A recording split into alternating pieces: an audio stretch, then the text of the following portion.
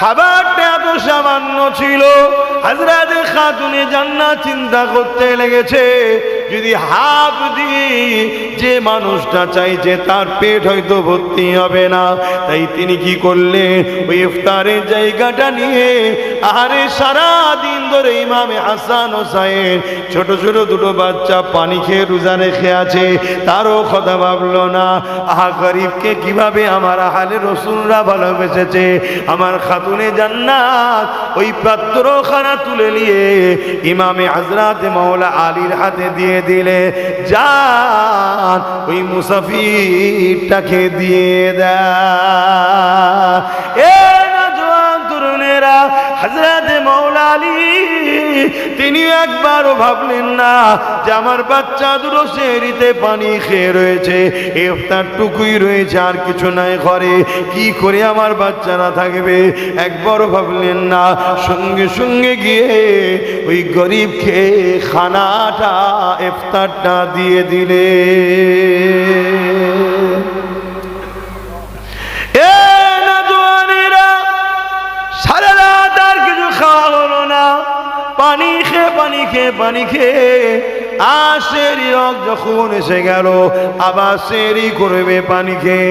আবার পরের দিনেতে মাওলা আলী আবার কিছু কাজে বেরিয়ে গেলে, ওই কাজে গিয়ে সামান্য কিছু অর্থ হলো, তা থেকে আবার কিছু ইফতার কিনে নিয়ে আসলো, যেটা খেয়ে নিয়ে আবার সন্ধ্যাবেলা বসেছে ইফতারের জন্য, আজানের অপেক্ষায় রয়েছে।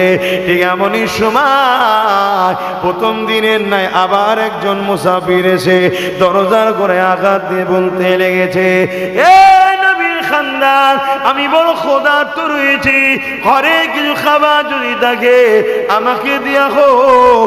আহা সন্তান তো মায়ের দেখে শিক্ষা লায়, প্রথম দিনে খাতুনে জান্নাত দিয়েছে, ওই শিক্ষা তো হাসান হোসেন ওজন পেয়েছে। তাই দ্বিতীয় দিনে মুসাফির যখন এসে দাঁড়িয়েছে, হযরত ইমামে হাসান হুজুর উঠে দাঁড়িয়ে বললে, ওই ইফতারের পাত্রটা নিলে বাইরে বেরিয়ে ওই গরিবকে ইফতারটা দিয়ে ইফতারেতে পানি পান করে রোজাখানা খুললে। দুদিন হলো, সারা রাত আর কিছু খাওয়া হলো না, কিছুই নাই ঘরে। শুনছেন তো, গরিব ছিল নাকি? আপনাদের কি ধারণা গরিব ছিল? না, গরিবই জিন্দেগিকে পছন্দ করেছিল। গরিবকে বলেছে দোনো জাহানের বাদশাহ হলো মাওলা আলী হুজুরের শ্বশুর, আর দোনো জাহানের বাদশাহ হলো হযরতে ফাতেমা হুজুরের আব্বা যান। তারা আবার গরিবকে বলবে, আমার নবীর আহালদেরকে গরিব বলবেন না। পৃথিবী পায় তাদের ওসিলায়, কুল কায়নাত খায় আহলে রসুলদের ওসিলায়। কথা বুঝে আসছে? এটা আকীদা রাখবেন, তারা গরিব নয়, তারা উম্মতের জন্য গরিবী জিন্দেগিকে পছন্দ করেছে, যাতে আমার উম্মত, আমার নবীর উম্মত, আমার আব্বার উম্মত, তারা যদি কখনো একবেলা নাও পায় যেন হারামে না হাত দেয়। যে আমার নবীর বেটি 3টে রোজা রেখেছে, ইফতারও পানি, সেহরিতেও পানি, আমি না একবেলা পাইনি, তো হারাম খাবো কেন? আমাকে দেখে যাতে শান্ত না পায়। কথা বুঝে আসছে? তারা গরিব নয়।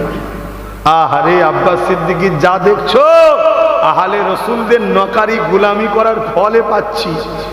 কথা বুঝে আসছে? অবশ্যই দেনেওয়ালা আল্লাহ, কিন্তু এটা ওসিলা, মাধ্যম। মানেন তো নাকি ওসিলা? কি ওসিলা মানেন তো? না আবার আর এক সমস্যা, তো এখন তো ওসিলাও মানতে চাই না অনেকে আবার। হ্যাঁ বাবেরা, নওজোয়ানেরা, দুদিন কেটে যাবার পর 3 দিনে আবার সেহরিতে পানি খেলো। আবার ইফতারের সময়তে হযরতে মাওলা আলী 3 দিন খাটতে আর পারছে না, বড় শরীর দুর্বল হয়ে গেছে। সামান্য কিছু আল্লাহ মিলিয়েছে, ইফতারের জন্য রেডি করেছে। আগে দুদিনে নাই 3 দিনের দিন আর একজন মুসাফির চলে এসেছে। ও হযরত মাওলা আলী, ও আহলে রাসূলরা, কিছু খাবার যদি থাকে আমাকে দেয়া হোক। প্রথম দিন খাতুনে জান্নাত স্বামীর হাতে তুলে পাঠিয়েছে ওই শিক্ষা নিয়ে। দ্বিতীয় দিনে বড় সাহেব জাদা হযরত ইমামে হাসান হুজুর পাঠিয়ে দিয়েছে। তৃতীয় দিনে ছোট সাহেব জাদা ইমামে হোসাইন আলাইহিস সালাম তিনি উঠে দাঁড়িয়ে গিয়ে ওই ইফতারটাকে নিয়ে গিয়ে ওই গরীবের হাতে তুলে দিয়ে পানি দিয়ে ইফতারি করেছে।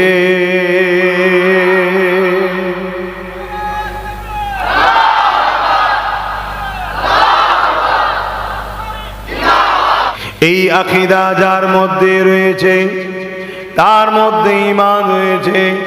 যে রাসূলের উপরে জানের থেকে বেশি মহব্বত রাখে না, সব থেকে বেশি আদব রাখে না, তার মধ্যে ঈমান নাই।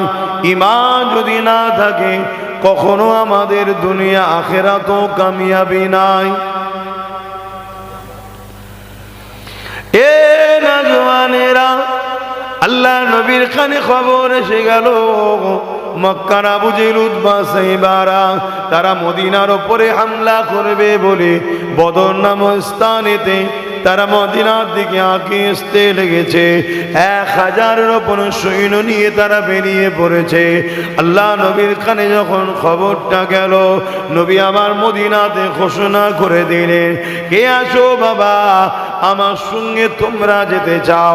আমি আবু জেহেলকে রাস্তাতে রুকব, তাকে মদিনায় আসতে দেব না। তার সঙ্গে আমি রাস্তাতে কথা বলবো, তার সঙ্গে আমি সলে করব, তার সঙ্গে আমি চুক্তি করব, তাকে আমি বুঝাবো যে মক্কা ছেড়ে দিয়ে আমি মদিনায় চলে এসেছি, কেন তোমরা মদিনার উপরে হামলা করতে আসছো? যদি তারা এটা বুঝে যায় তাকে মক্কাতে পাঠিয়ে দেব, আর নচেত মদিনায় যদি এসে যায় তারা আমাদের উপরে হামলা করে দিলে মদিনার বুড়োরা, মুরব্বিরা, মদিনার বাচ্চারা, মদিনার মহিলারা ওরা কাউকে ছাড়বে না। কেননা জালিমদের অন্তরে, যাদের অন্তরে ঈমান নাই, তাদের অন্তরে কখনো দয়া মায়া নাই। আল্লাহ নবী ঘোষণা করলেন, কে আছে চলো আমার সাথে যাবে। অপরদিকে তারা যদি না মানে তাহলে মদিনা এবং মদিনাবাসী নিজেদের জানকে বাঁচাবার জন্য তাহলে আমাদেরকে ডিফেন্স করতেও হবে। জান বাঁচানো হলো ফরজ। জান বাঁচানো কি ফরজ? আপনি নামাজে দাঁড়িয়েছেন, হঠাৎ করে একটা সাপ আসছে দেখছেন, নামাজের মতো ফরজকেও আপনি ছেড়ে দিয়ে জান বাঁচাবার জন্য আপনাকে আগিয়ে যান বা সাপের হাত থেকে রক্ষা করেন, এটাও ইসলামে ইজাজত আছে। তাহলে জান বাঁচানো এত বড় ফরজ, চেষ্টা করা। ইচ্ছা করে জানের ক্ষতি করলে হবে না, হারাম। আল্লাহ নবীর এলানটা যখন হয়ে গেছে, মক্কা মদিনা জমিনেতে একটা ঘরের মধ্যে বাপ আর বেটার মধ্যে কথা কাটাকাটি হতে লেগেছে। এই কথা কাটাকাটি আমার আপনার মতো নয়। এ নওজওয়ানেরা, বাপ বলতে লেগেছে, বাবা ছেলে তুমি ঘরে থাকো, বাবা ঘর দেখো, কারবা দেখো, তুমি জমি জায়গা দেখো, ঘর দেখো বাবা। আমি রাসূলুল্লাহর সঙ্গে ওই আবু জেহেল যে মদিনার উপরে হামলা করতে আসছে, ওকে রুকার জন্য আমি যাব বাবা। বা ছেলে বলতে লেগেছে, আব্বা জান আপনার বয়স হয়েছে, আপনি ঘরে থাকেন, আমি যাব আবু জেহেলকে রুখতে। ভাবুন, যে জায়গায় যাওয়া জীবন চলে যেতে পারে, সেখানে যাওয়ার জন্য বাপ বেটাই কথা কাটাকাটি হচ্ছে। এ নওজওয়ান তরুণেরা, এই খবরটা আল্লাহ নবীর কাছে বিচার চলে এলো। আল্লাহ নবীর কাছে বাপ আর বেটা দুজনে চলে এলে, ইয়া রাসূলুল্লাহ হাবিবাল্লাহ, আপনি আমাকে ইজাজত দেন, আমি আপনার সঙ্গে ওই জালিম আবু জেহেলকে মদিনায় হামলা করার হাত থেকে রুখবো, আমি আপনার সঙ্গে যেতে চাই। ছেলে বলতে গেছে, ইয়া রাসূলুল্লাহ হাবিবাল্লাহ, লড়াইয়ের ময়দানে তাকুতের প্রয়োজন রয়েছে, আমার আব্বা জান মুরব্বি হয়ে গেছে, তিনি বয়স হয়েছে, ঘরে দায়িত্বে থাকো, ইয়া রাসূলুল্লাহ হাবিবাল্লাহ, আমি যেতে চাই, আমাকে ইজাজত দেন। আল্লাহ নবী বললেন, এ আমার মুরব্বি সাহাবী রে, আমি রাসূলুল্লাহ আপনার ছেলেকে যাবার ইজাজত দিলাম। এই কথাটা শুনে মুরব্বি সাহাবীটা আসমানের দিকে চোখ তুলে চোখের পানি ফেলে কাঁদে আর বলে, ও রাব্বি আল্লাহ, আজ আমার বয়স আমাকে রাসূলুল্লাহর সঙ্গে দিনের পক্ষে দাঁড়িয়ে লড়াই থেকে দূরে রাখলো। এ যুবকেরা বলার উদ্দেশ্য এটাই, তাদের দিনের জন্য সংগ্রাম করা, ন্যায়কে প্রতিষ্ঠিত করার জন্য সংগ্রাম করা, অন্যায়কে রুখার জন্য সংগ্রাম করা। সাহাবা হুজুরদের কতটা দরদ নেশা ছিল দেখুন। আর আজকে আমরা কি করছি? আমরা বড় দুর্বল ইমানের অধিকার হয়ে গেছি, তাই আমরা ঘাবড়ে যাচ্ছি শুধু। আর এই ঘাবড়ে যাচ্ছি বলেই তো জালিমরা মাথায় উঠছে, একটার পর একটা ইসলাম বিদ্বেষী কথা ছড়াচ্ছে, মিথ্যাচার করছে আমার ইসলামকে নিয়ে। 5 মিনিট আজানের বিরোধী করছে, বছরে একবার কি দুবার শহর এলাকাগুলোয় নামাজ একটু রোডে চলে যাবে, সেখানে আপত্তিজনক করছে। অথচ মাসকে মাস দুনিয়ার বাকি সবাই রোড বন্ধ করে বসে আছে, কোনো সমস্যা নেই, শুধু আমাদের বেলায় সমস্যা। কেন ভাবতে হবে? কেন বললেই তো আমি খারাপ হয়ে যায়, তারপরেও বলতে লাগে আমাদের আব্বাজান নেই, গার্জেন নেই, তাই এতিম আমরা। বুঝছেন তো, আমরা এতিম, আমাদের দলও নেই, আমাদের নেতাও নেই, এজন্য আজ আমরা মার খাচ্ছি, আর সবার হয়ে বলার লোক আছে। বাপেরা, নজওয়ানেরা, তরুণেরা, বদরের ময়দানে আল্লাহ নবী সাহাবা হুজুরদিগকে নিয়ে গেলেন, মাত্র 313 জন হয়েছে।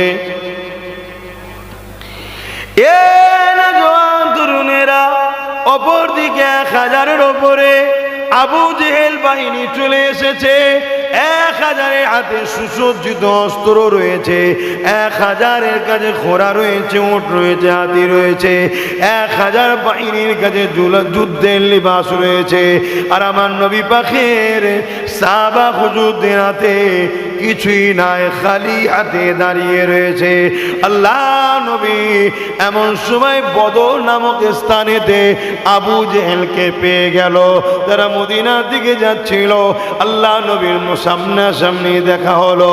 আল্লাহ নবী আবু জেহেলকে দাঁড় করালো, আবু জেহেলকে দাঁড় করিয়ে বলতে লাগলো, এ আবু জেহেল, মক্কা জমিন থেকে আমি রাসূলুল্লাহ তো চলে এসেছি, তোমরা আমাকে মক্কায় অনেক কষ্ট দিয়েছিলে, আমাকে জানে পর্যন্ত মেরে দিতে চেয়েছিলে। আজ আমি মদিনার জমিনে চলে আসছি, মদিনার মানুষদিগকে নিয়ে আমি রাসূলুল্লাহ রয়েছে। এখন শুনলাম নাকি তুমি মদিনার উপরে হামলা করবে, এই জুলুমটা তুমি করো না। বুঝাচ্ছে, যদি বুঝিয়ে মীমাংসা হয়, আমরা যেমন আজও বুঝাচ্ছি যে আমাদেরকে একচুকো ভাবে দেখো না, বুঝাচ্ছি না? বুঝাইনি? খুব বড় ভয়ানক ক্ষতি হবে, বুঝাচ্ছি না? বুঝাই না? যেদিন একেবারে আর বুঝবে না, সেদিন আমাদের ঘরেও সাহাবা হুজুরদের মতো পাঠ নিতে হবে। অসুবিধা আছে নাকি? সাহাবা হুজুরা ভুল করেছে, আমরা সর্বসময় মীমাংসাতে বুঝাই। হাজারো সবর করছি, ছেলে গেছে, বাপ গেছে, ভাই গেছে, মা গেছে, বোন গেছে, ঘর গেছে, চাকরি গেছে, কারবার গেছে, কেস খেয়েছি, তারপরেও চেষ্টা করছি মিলে থাকতে হবে। কি চেষ্টা করছি না? করছি। কিন্তু একতরফা প্রেম কদিন চলবে বলেন না? একদিন তো ডিভোর্স হবে। আর যেদিন ডিভোর্স হবে সেদিন বাপ ইতিহাস বলছে হাড়ে হাড়ে বুঝিয়ে দেবো ইনশাআল্লাহ। আমরা ছাড়ার লোক নয়, ইতিহাস বলছে আমরা কখনো ছেড়ে দেওয়া লোক না। কিন্তু আমরা সর্বসময় কিন্তু কেউ আমাদের দিকে এক হাত বাড়াবে আশা করি না, আমরা তার দিকে 100 হাত আগে চলে যাই, যে বলি ভাই কমসে কম 1 হাত বাড়া। তারপরেও যদি হাত ছিটকে দেয় তারপরেও পিছনে ঘুনঘুন করি, ভাই বাড়া না, ভাই ভাই আয়, ভাই ভাই ভাই হই আয় ভাই। কিন্তু যখন একেবারে আমাকে অপছন্দ করবে, আমারও তো জান আছে রে বাবা, তাই তো নাকি? আমিও তো মানুষ, এই জমিনটা তো আমার জন্য বানানো হয়েছে, আমারও তো বেঁচে থাকার হক আছে। কি আমারও ছেলেপুলের কথা একটু ভাবতে হবে তো নাকি? আমি বলতে শুধু আমি বলছি না, আমাদের বলছি, আমাদেরও সন্তানদের মুখে ঘরে গার্জেনদের ঘরে একটু তাকাতে হবে তো নাকি? এই বাচ্চাগুলোর ভবিষ্যৎ কি হবে একটু দেখে যেতে হবে না? হ্যাঁ, আমরা হয়তো নিজের মুখের খাবার কেড়ে নিয়ে গরিবের বাচ্চাদেরকে খাইয়েছি, ইতিহাসে আছে, ইতিহাসে আছে, আমরা করেছি, কে বলেছে করে না? হযরতে খাতুনে জান্নাত নিয়ত করলেন কিসের? ইমামে হাসান হোসেন হুজুর অসুস্থ, একটু কথাটা বলে দিই তারপর ওইদিকে যাচ্ছি। ইমামে হাসান হোসেন হুজুর অসুস্থ হয়েছে, ছোট ছোট 2 ভাই অসুস্থ হয়েছে। তিনাদের আম্মা জান খাতুনে জান্নাত ফাতেমা জাহরা রাদিয়াল্লাহু তাআলা আনহা তিনি নিয়ত করছেন যে আল্লাহ আমার বাচ্চা দুটোকে যদি আপনি সুস্থ করে দেন, আমি 3টে রোজা রাখবো আপনার খুশিতে। মান্নত করলেন 3টে রোজা রাখবো, বলুন সুবহানাল্লাহ।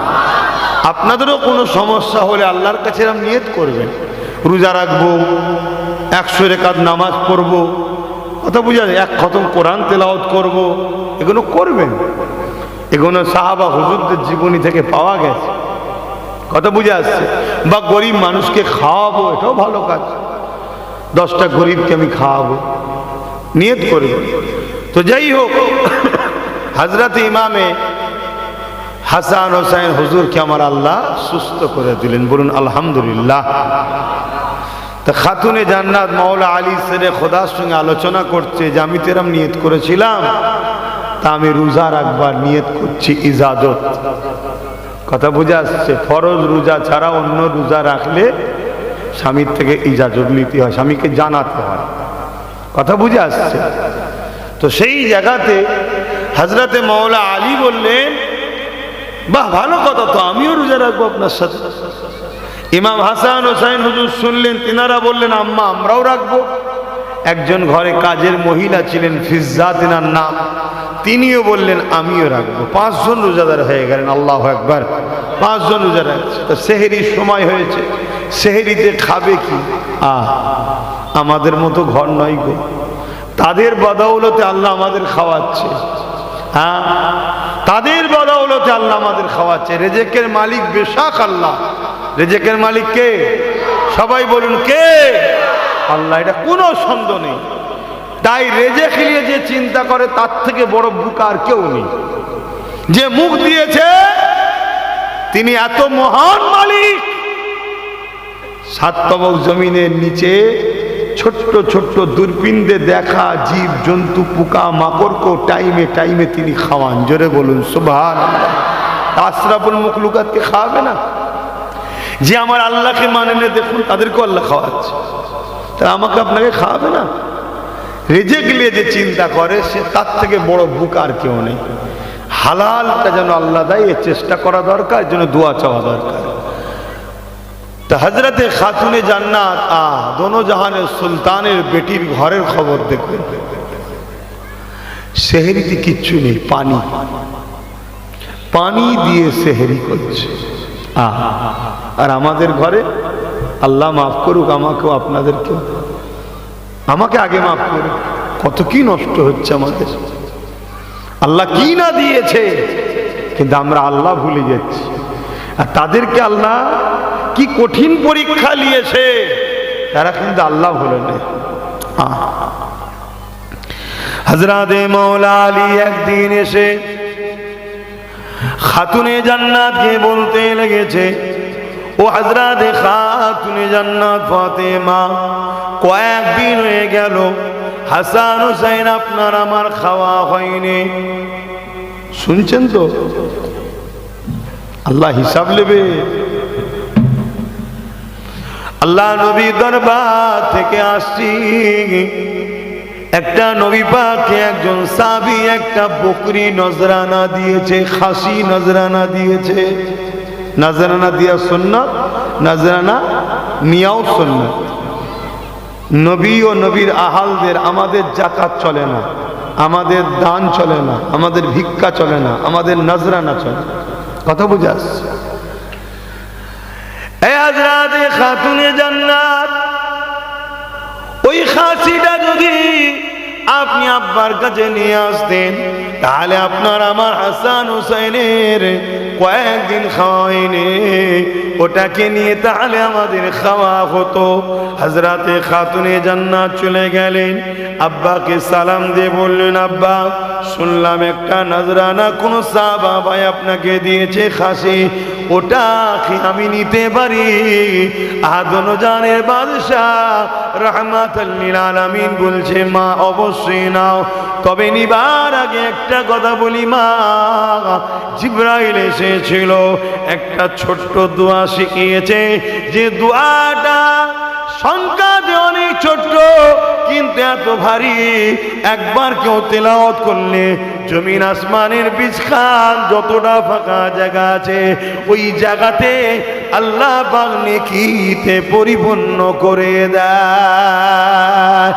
এ বেটি ফাতেমা, তুমি এই দোয়াটা শিখবে, নয় খাসিটা নেবে। হযরতে খাতুনে জান্নাত নিজে কয়েকদিন ক্ষুধার্ত, স্বামীও ক্ষুধার্ত, হাসান হুসাইনও ক্ষুধার্ত, কিন্তু তিনি কি বলতে লাগলেন, আব্বা জান আমার খাসি লাগবে না, আমি এই দোয়াটা শিখতে চাই, যে দোয়াতে আল্লাহকে পাওয়ার রাস্তা রয়েছে। আর আজকে আমরা কি করি, এক প্লেট বিরিয়ানির জন্য মিটিংয়ে বসে আছি, নামাজের দিকে চলে যাচ্ছে, আমাদের হুঁশই নাই। কি মুসলমানের বেটা করে না করে না? আমি অমুসলিমদের কথা বলতে আসিনি এখানে। সেই যদি কখনো জনসভায় দাঁড়ায় তখন আলাদা কথা, এটা ধর্মসভা, এখানে আমার কমকে লক্ষ্য করে কথা বলছি। এটা ভাবতে হবে, তারা কোথায় আমরা কোথায়। হযরতে খাতুনে জান্নাত রোজা রাখলেন, হাসান হোসেন হুজুর রোজা রাখলেন, ফাতেমা হুজুর রোজা রাখলেন, ফিজ্জা হুজুর রোজা রাখলেন, পানি দিয়ে সেহেরি করলেন। পরের দিন সকাল হলো, হযরতে মাওলা আলী কাজে বেরোলেন, যদি কিছু পাওয়া যায়। খেজুর গাছে পানি দেওয়ার কাজ করলেন, কিছু মিলালো আল্লাহ, তা থেকে কিছু ইফতার, জবের একটা রুটি আর খেজুর কিনে নিয়ে আসলেন। সে ইফতারের জন্য সাজানো হয়েছে, আজানের অপেক্ষায় বসে আছে। এমন সময় একজন মুসাফির দরজায় এসে আঘাত। এই খানদানে রসুল, এই আলে রসুল, আমি বড় ক্ষুধার্ত রয়েছে, নবী বংশের আওলাদের হাত থেকে আমি খালি হাতে ফিরে যাব, এটা হতে পারে না, তাই আমাকে কিছু খাবারের ব্যবস্থা করে দিন। খাবারটা এত সামান্য ছিল, হযরতে খাতুনে জান্নাত চিন্তা করতে লেগেছে, যদি হাফ দিয়ে যে মানুষটা চাইছে তার পেট হয়তো ভর্তি হবে না, তাই তিনি কি করলেন, ওই ইফতারের জায়গাটা নিয়ে, আরে সারা দিন ধরে ইমামে হাসান হোসাইন ছোট ছোট দুটো বাচ্চা পানি খেয়ে রোজা রেখে আছে, তারও কথা ভাবলো না, আহা গরিবকে কিভাবে আমার আহলে রসুলরা ভালোবেসেছে। আমার খাতুনে জান্নাত ওই পাত্রখানা তুলে নিয়ে ইমামে হযরতে মাওলা আলীর হাতে দিয়ে দিলে, যান ওই মুসাফিরটাকে দিয়ে দেয়। এ নওজোয়ান তরুণেরা, হযরত মাওলা আলী তিনি একবারও ভাবলেন না যে আমার বাচ্চা দুটো সেহরিতে পানি খেয়ে রয়েছে, ইফতারটুকুই রয়েছে, আর কিছু নাই ঘরে, কি করে আমার বাচ্চারা থাকবে। একবারও ভাবলেন না, সঙ্গে সঙ্গে গিয়ে ওই গরিবকে খানাটা ইফতারটা দিয়ে দিলে। আমরা গরিবকে মানবতা ভালোবাসা, আমাদের ইতিহাস আছে, ইতিহাস আছে, কিন্তু কখনো যদি আবার ডিফেন্সে নামি আমরা, তারও ইতিহাস আছে, আছে না? নাই?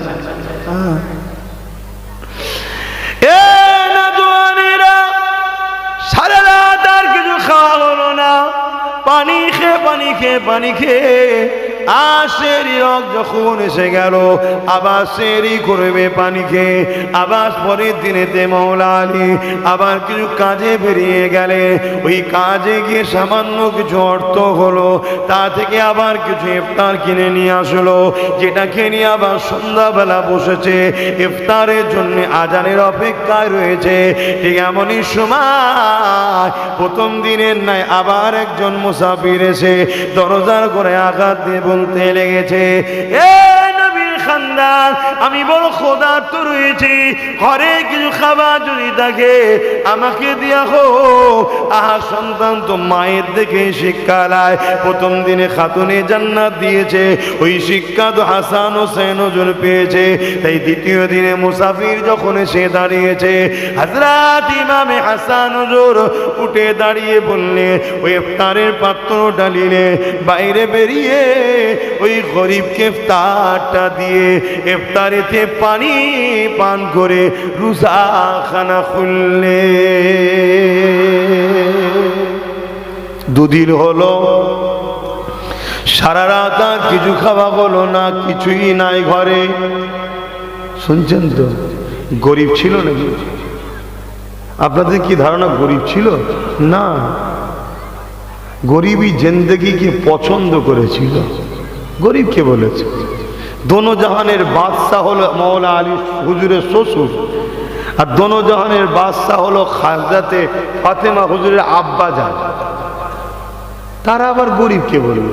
আমার নবীর আহালদেরকে গরিব বলবেন না। পৃথিবী পায় তাদের ওসিলায়, কুল কায়নাত খায় আহলে রসুলদের ওসিলায়। কথা বুঝে আসছে? এটা আকীদা রাখবেন, তারা গরিব নয়, তারা উম্মতের জন্য গরিবী জিন্দেগিকে পছন্দ করেছে, যাতে আমার উম্মত, আমার নবীর উম্মত, আমার আব্বার উম্মত, তারা যদি কখনো একবেলা নাও পায়, যেন হারামে না হাত দেয়। যে আমার নবীর বেটি 3টে রোজা রেখেছে, ইফতারও পানি, সেহরিতেও পানি, আমি না একবেলা পাইনি, তো হারাম খাবো কেন? আমাকে দেখে যাতে সান্ত্বনা পায়। কথা বুঝে আসছে? তারা গরিব নয়। আহারে আব্বাস সিদ্দিকী, যা দেখছো আহলে রসুলদের নকারি গোলামি করার ফলে পাচ্ছি। কথা বুঝে আসছে? অবশ্যই দেনেওয়ালা আল্লাহ, কিন্তু এটা ওসিলা, মাধ্যম। মানেন তো নাকি ওসিলা? কি ওসিলা মানেন তো? না আবার আর এক সমস্যা, তো এখন তো ওসিলাও মানতে চাই না অনেকে আবার। হ্যাঁ বাবেরা, নজওয়ানেরা, দুদিন কেটে যাবার পর 3 দিনের দিনে আবার সেহরিতে পানি খেলো। আবার ইফতারের সময়তে হযরতে মাওলা আলী 3 দিনের দিনে খাটতে আর পারছে না, বড় শরীর দুর্বল হয়ে গেছে। সামান্য কিছু আল্লাহ মিলিয়েছে, ইফতারের জন্য রেডি করেছে। আগে 2 দিনে নাই, 3 দিনের দিন আর একজন মুসাফির চলে এসেছে। ও হযরতে মাওলা আলী, ও আহলে রাসূলরা, কিছু খাবার যদি থাকে আমাকে দেয়া হো। প্রথম দিন খাতুনে জান্নাত স্বামীর হাতে তুলে পাঠিয়েছে, ওই শিক্ষা নিয়ে দ্বিতীয় দিনে বড় সাহেব জাদা হযরত ইমামে হাসান হুজুর পাঠিয়ে দিয়েছে।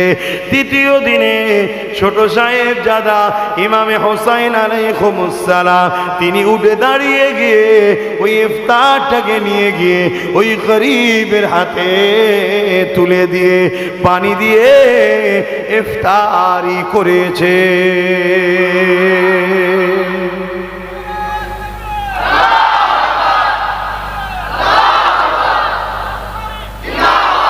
ছিল তাদের দরদ গরিবদের উপরে? হ্যাঁ, কি ছিল দরদ? এ নওজওয়ানেরা, হযরতে খাতুনে জান্নাতের আরো একটা কথা বলি, মন দিয়ে শোনেন।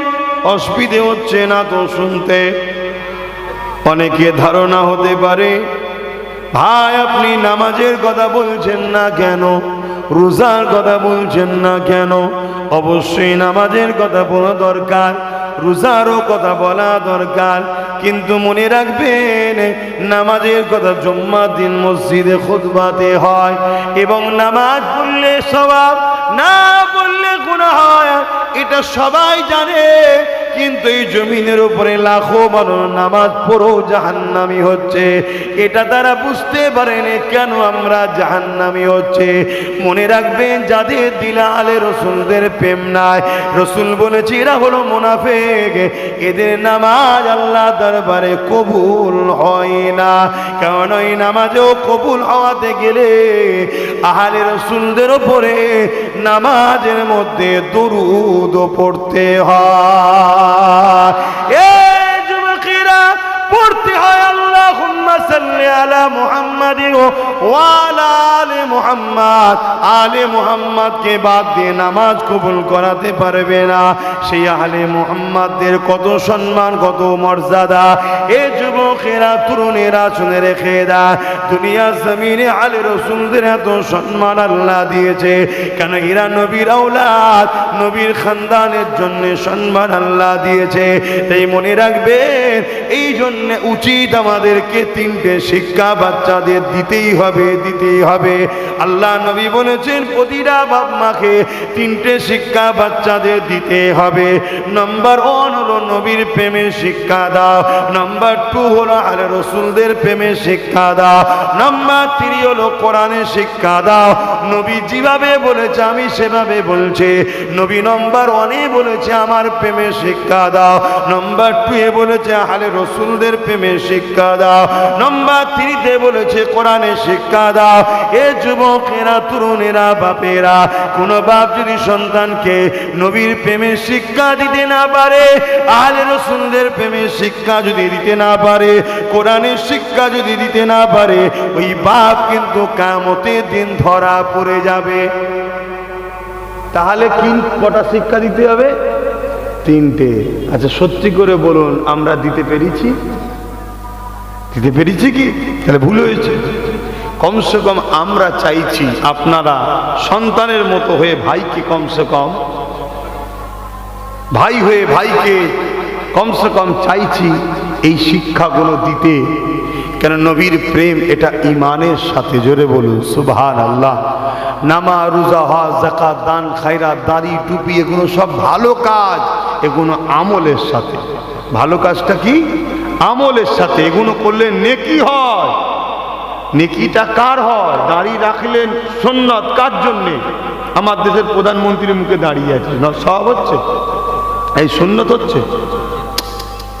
আরে হ্যাঁ কি না বলবেন না?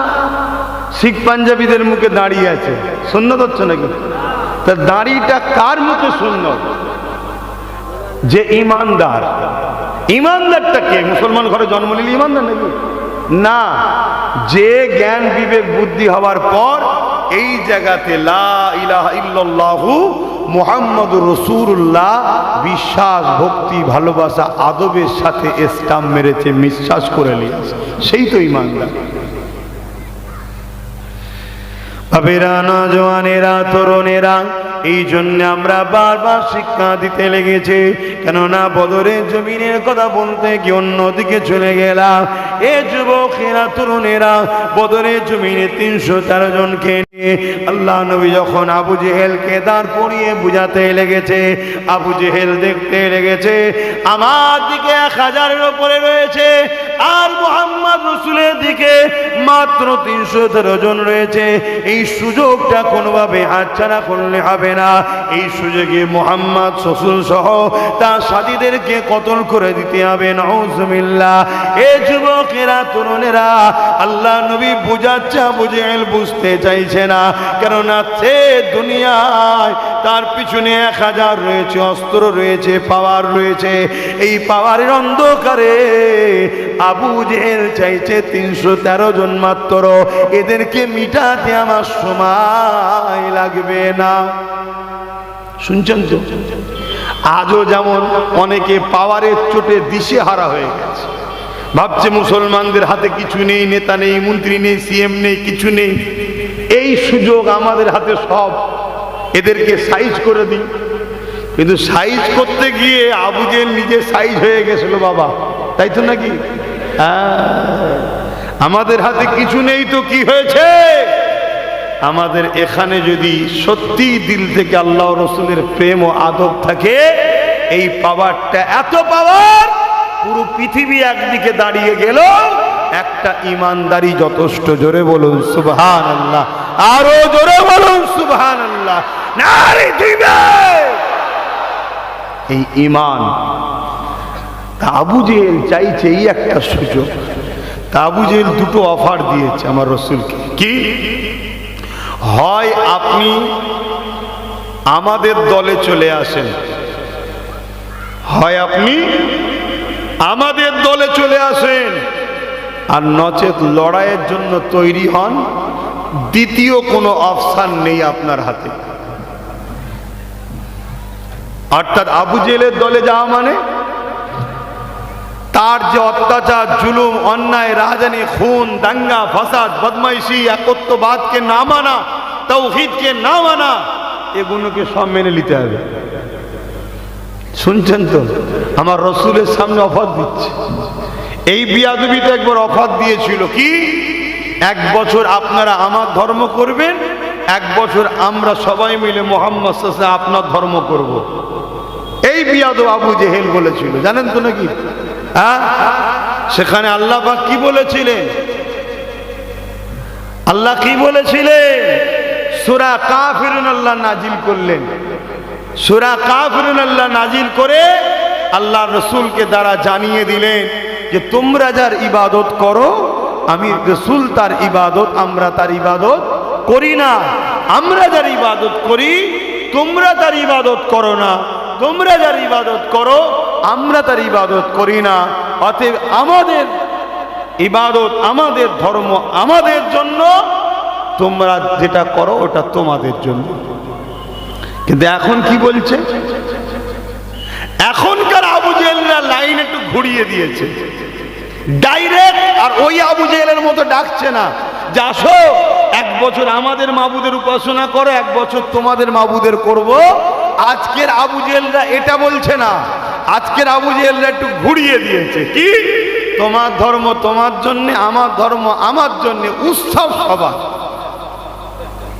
বুঝছেন না? বলুন, এই আজকের আবু জেহেলদের কথা এটা। ধর্ম যার যার, উৎসব। তো উৎসবটা কি উপলক্ষ করে হয়? ধর্মের জন্যই তো। উৎসবটা কি উপলক্ষ করে হয় বলুন? ধর্মের জন্য। তা উৎসব আর ধর্ম আলাদা নয়। উৎসবকে কেন্দ্র করেই ধর্ম, ধর্মকে কেন্দ্র করেই উৎসব।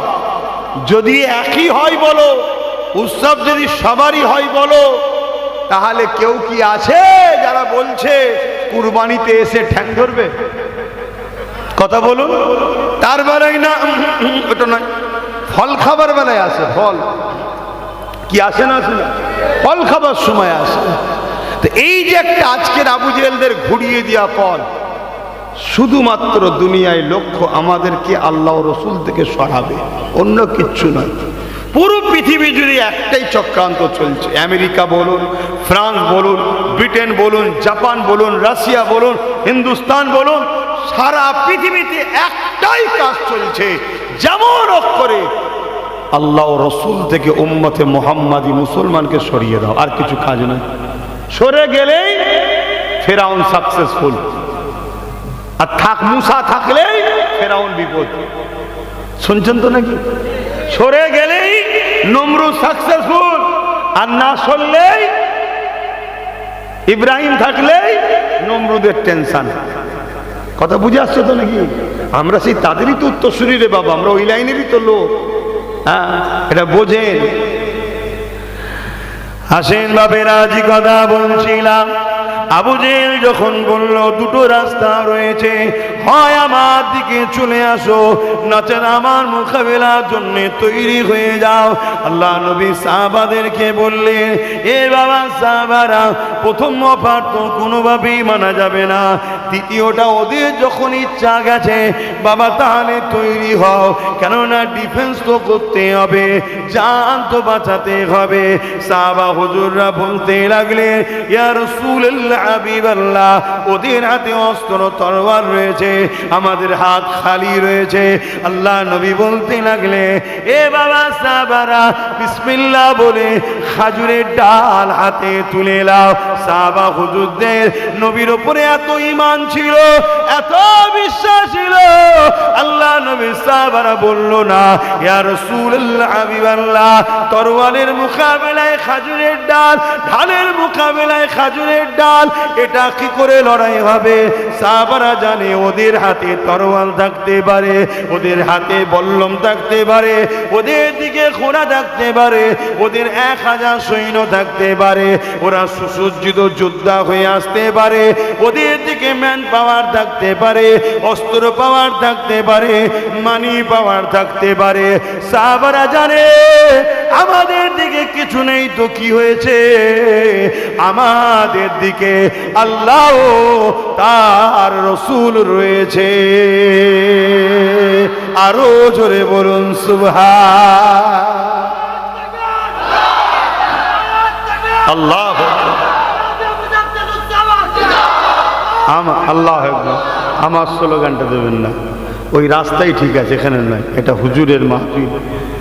তো ভাইয়ের আমার কি কথা বলছিলাম, আমাদের কি এই বিশ্বাস আছে যে ওদের থাকতে পারে, ওদের হাতে মিলিটারি থাকতে পারে, ওদের পুলিশ থাকতে পারে, ওদের সেনা থাকতে পারে, ওদের সব থাকতে পারে, আমাদের যদি কিছু নাই থাকে, আমাদের সাথে আল্লাহ ও রসুল আছে, এই ভরসাটা কি আমাদের আছে? আমরা আল্লাহকে ভয় করা ছেড়ে দিয়ে দুনিয়া তাগুতি শক্তিদেরকে ভয় করছি। এই জন্যে তো আমাদের অন্তর থেকে ভয় তাদের অন্তরে বার করে দিয়েছে।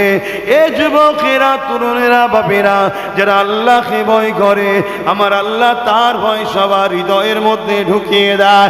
আজ আল্লাহকে ভয় করে না, সমাজের মানুষের অন্তর থেকে তার ভয় আল্লাহ পাক উঠিয়ে নেয়। শুধু তাই নয়, সূরা রহমানের মধ্যে আল্লাহ বলছে, ওয়ালিমান খাফা মাকাম রাব্বিহি জান্নাতান।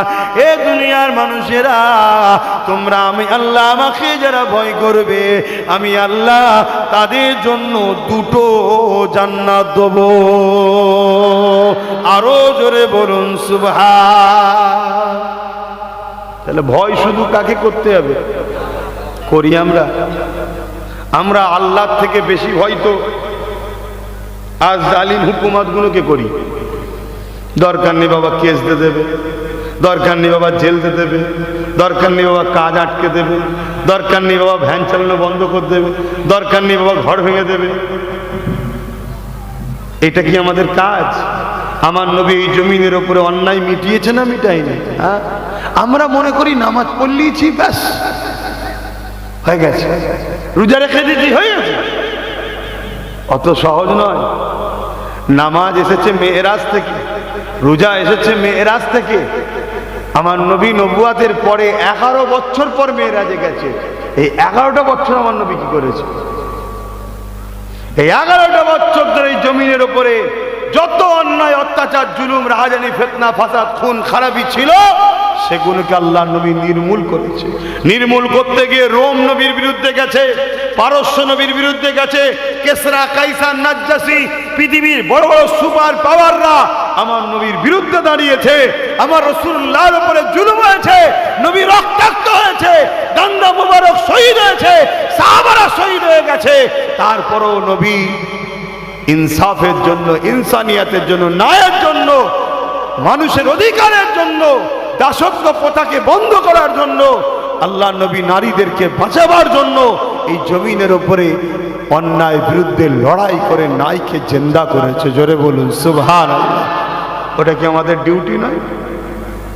আজকে আমরা মুসলমান যে যার গ্রামে যদি 30, 40, 50, 100টা করে যুবক দাঁড়িয়ে যায়, আমার গ্রামে ইসলাম বিরোধী কোনো কাজ হবে না, আমার গ্রামে এতিমের উপরে জুলুম হবে না, আমার গ্রামে বিধবার উপরে জুলুম হবে না, আমার গ্রামে কোনো গরিবের উপরে জুলুম হবে না, অসহায়ের উপরে জুলুম হবে না, আমার গ্রামে কোনো মদের দোকান হবে না, আমার এলাকায় কোনো যাত্রা ফাংশন থিয়েটার হবে না। আরে জালিমরা তো দেখে দেখে ইচ্ছা করে মুসলিম এলাকাতেই গান ফাংশন যাত্রা লটারি সুদ ঘুষ মুসলিম এলাকাতেই দিচ্ছে। কেন? জালিমরা জানে এর মধ্যে মুসলমানকে না জড়ানো যায় তাহলে মুসলমানদের আল্লাহ মুসলমানকে বিপদে সাহায্য করলে আমরা শেষ হয়ে যাব। শুনছেন তো? আমাদের তো ভাবতে হবে, নামাজ যেমন কাজ, রোজা যেমন কাজ, হজ যেমন কাজ, যাকাত যেমন কাজ, এগুলো ব্যক্তি জীবনকে কামিয়াবি করে, কিন্তু সমাজকে বুরাই থেকে বাঁচানোটা কি আমাদের কাজ নয়? আল্লাহ কি বলেনি করতে? আল্লাহ তো বলেছে কুনতুম খায়রা উম্মাতিন উখরিজাত লিন-নাসি তা'মুরুনা বিল মা'রুফ ওয়া তানহাউনা আনিল মুনকার। অন্যায়কে মিটাও, ন্যায়কে প্রতিষ্ঠিত করো, এই দুটো তো কাজ আল্লাহ দিয়েছে আমাদের। এগুলো কি করবে? কিছু শুনছেন তো আমার কথা নাকি? এগুলো করতে হবে না?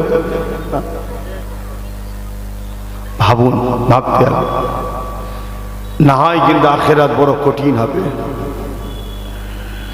আল্লাহ নবী জানিয়ে দিলেন আখিরি জামানায় মসজিদ ভর্তি লোক থাকবে, মসজিদ ভর্তি নামাজি থাকবে, একটাও ইমানদার থাকবে না। তাহলে কি হলো? লাভটা কি হলো? মসজিদ ভর্তি আখিরি জামানায় লোক থাকবে, নামাজি থাকবে, একটাও ইমানদার, ওই নামাজির লাভ কি হলো? আল্লাহ নবী আরো জানিয়েছেন আখিরি জামানাটা এত কঠিন হবে, হাতের তালুতে আগুন রাখা থেকেও ঈমান বাঁচানো বড় কষ্টকর হয়ে যাবে। এ যুবকেরা, তরুণেরা, আমার নবী পাকের প্রেমিকেরা, আজ আমরা গায়ে হাওয়া লাগাচ্ছে, আমাদের খেয়াল নাই চতুর্দিক থেকে আমাদেরকে ঘিরে ফেলা হচ্ছে। আগামী দিন আমাদেরকে জোর করে নামাজ ছাড়ানো হবে, আগামী দিন আমাদেরকে জোর করে কলেমা পড়তে দেওয়া হবে না, আগামী দিন আমাদেরকে জোর করে হারাম খাদ্য খাওয়ানো হবে, আগামী দিন আমাদেরকে জোর করে ইসলাম বিদ্বেষী কাজের সঙ্গে জড়ানো হবে, আগামী দিন জোর করে আমার আপনার ঘরের বেটিদেরকে বেউজ্জতি করা হবে। এই প্ল্যানটা দুনিয়ার বুকে চলতে লেগেছে। আজ আমাদের কোনো খেয়াল নেই, আজ আমাদের দুনিয়ায় কি আমাদের পিছনে রাজ চলছে, ওই দিকে আমাদের কোনো গুরুত্ব না। এই জন্যই তো নবী বলে দিয়েছে আখিরি জামানাতে হাতের তালুতে আগুন রাখা যতটা না কষ্ট, তার থেকে বেশি কষ্ট হবে ঈমান বাঁচানো। হাতের তলায় কি আগুন রাখতে পারবেন? ওর থেকেও কোটি ঈমান বাঁচানো, তাহলে ঈমান রাখবেন কি করে? শুনছেন তো? নিজেরাই কোনো জায়গায় বোম ফাটাবে, ভালো ভালো মুসলিম লোকেদেরকে টার্গেট করে তাদেরকে তুললে চলে যাবে। শুনছেন? তাদের বাড়ি বাড়ি ঢুকবে, মা বোনেদেরকে বেইজ্জতি করবে, তাদের পর্দা আবরু বেয়ারু করবে। শুনছেন? আপনি কিছু করতে পারবেন না। কেন? যারা করছে তাদের হাতে রাজ পাওয়ার আছে, আপনার ফু দিয়ে রাজ পাওয়ার রোকা যায় না। শুনছেন তো? আপনার হাতে রাজ পাওয়ার নেই। কথা কিছু বুঝছে? আজ বড় প্ল্যান করে আমাকে আপনাকে হারাম খাওয়ানো হচ্ছে, কাল জোর করে হারাম খাওয়ানো হবে। আজ বড় প্ল্যান করে খাওয়ানো হচ্ছে, চমক জায়গায় যাবি বিরিয়ানি দেওয়া হবে, মরা চিকেন খাওয়াইয়ে দিচ্ছে। আশপাশে সব পোলট্রির দোকান থাকে না, এই বললো তোদের কালকে যদি কিছু মরা থাকে পাঠিয়ে দিব, সব কেটে কুটে চালিয়ে দিতে, খা খা খা খা। কেন? জানে এগুলো মুসলমানদের না খাওয়ালে এদের ঈমান নষ্ট করা। আমার অসুবিধা হচ্ছে নাকি? আমি এই লাইনেই ওয়াজ করি, বাপ জেনে শুনেই দাওয়াত করেছেন, জেনে শুনে এসছে। আমাকে অন্য লাইনে নিয়ে গেলে হবে কি করে? কি আমি অপারেশন করার রুগী আর আপনি আমাকে হোমিওপ্যাথি ওষুধ চাইলে হয় আমার কাছে আসেন, কেটে কুটে ফেটে ফুড়ে বার করে সেলাই করে ছেড়ে দেবো, যা। কথা বুঝছেন তো নাকি? যার যেটা কাজ তাকে সেটা করতে হবে নাকি? আপনি যদি বলেন না কাটাকুটি করবো, তাহলে হোমিওপ্যাথি ডাক্তারের কাছে যান। আমায় নিয়ে এসছেন কেন? আমি তো কাটাকুটিওয়ালা লোক, সার্জেন করা লোক। কি গো, বুঝছো তো নাকি না মন টন খারাপ? তবে ঠান্ডা খুব দেখছি। আজকে আমাকে আপনাকে প্ল্যান মাফিক ভালোবাসার নামে খাওয়াচ্ছে হারাম। কেন খাওয়াচ্ছে? হারাম যদি না খায় এদের দোয়া কবুল হয়ে যাবে। হযরতে মূসা আলাইহিস সালাম তুর পাহাড়ে যাচ্ছে, আল্লাহর সঙ্গে কথা বলবে। শোনেন, একটা লোক পাহাড়ের নিচেতে বসে বসে কাঁদছে। মূসা নবী তাকে জিজ্ঞেস করছে, তুমি কাঁদছো কেন? বলছে, আমি আল্লাহর কাছে বহুত দিন ধরে দোয়া চাইছি, আমার দোয়া কবুল হচ্ছে না। কতদিন? 40 বছর ধরে কাঁদছি, দোয়া কবুল হয়নি। চোখ ভরা পানি নিয়ে কেঁদেই যাচ্ছে। মূসা নবী গেলেন, আল্লাহ আপনার কাছে আমার প্রথম কথা, ওই ব্যক্তিটার গুনাহ আপনি মাফ করে দেন আল্লাহ, যে পাহাড়ের নিচেই বসে কাঁদছে। আল্লাহ বলছে, মূসা তুমি ওরলে রিকোয়েস্ট করবে না, ও দোয়া আমি কবুল করব না। আল্লাহ কেন? আল্লাহ বললেন, ও হারাম খায়। শুনছেন? আজকে হারাম তো মুসলমানের কাছে একটা নর্মাল ব্যাপার হয়ে গেছে, ফ্যাশন।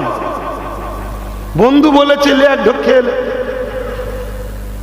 হচ্ছে না, দাদা বলেছে একটুখানি, আরে ঠিক আছে আজকে একটুখানি করে নে, ফ্যাশন হয়েছে না। এটা গেল। এবারে মনে হচ্ছে অনেকের একটু কষ্ট হলেও হতে পারে। আবার এই বাড়ি বাড়ি যে 1000 করে মা বোনেদের দিচ্ছে, এটা কিসের টাকা জানেন? কিসের? মদ বিক্রি করার টাকা। হাজার হাজার কোটি টাকার মদ বিক্রি হচ্ছে, মাতাল তৈরি হচ্ছে, মাতাল কারখানা। সেই টাকা দিয়ে দেওয়া হচ্ছে, ওই টাকায় মা খাচ্ছে। যদিও আমাদের দোয়া কবুল না হতো, কমসে কম নারীদের হাতটা কবুল হতো। কেন? পুরুষ যদি ইনকাম ভুল করে, পুরুষের হারাম পয়সায় যদি মায়েরা খায়, মায়েদেরকে আল্লাহ ধরবে না, পুরুষকেই ধরবে। সেই জায়গাটাও গোড়া মেরে দিল। কিরাম প্ল্যান দেখছি, শুনছেন তো নাকি? এসব কিছুর পরে আর একটা মারাত্মক কথা বলছি, বলবো? অসুবিধা হচ্ছে না তো? আমাদের দরদ দেখিয়ে, ভালোবাসা দেখিয়ে আমাদের তো কোনো কিছু দেয়নি, আমরা তো খেতে পাইনি। আমাদের জলসা মাহফিলে তো আর তাবারুক হয়নি। তাই আমার রাজ্য সরকার দীঘার মন্দিরের প্রসাদ খাওয়াচ্ছে, রেশনের মধ্যে দিয়ে খাওয়াচ্ছে না? খাওয়ায়নি? আমি ভুল বলছি?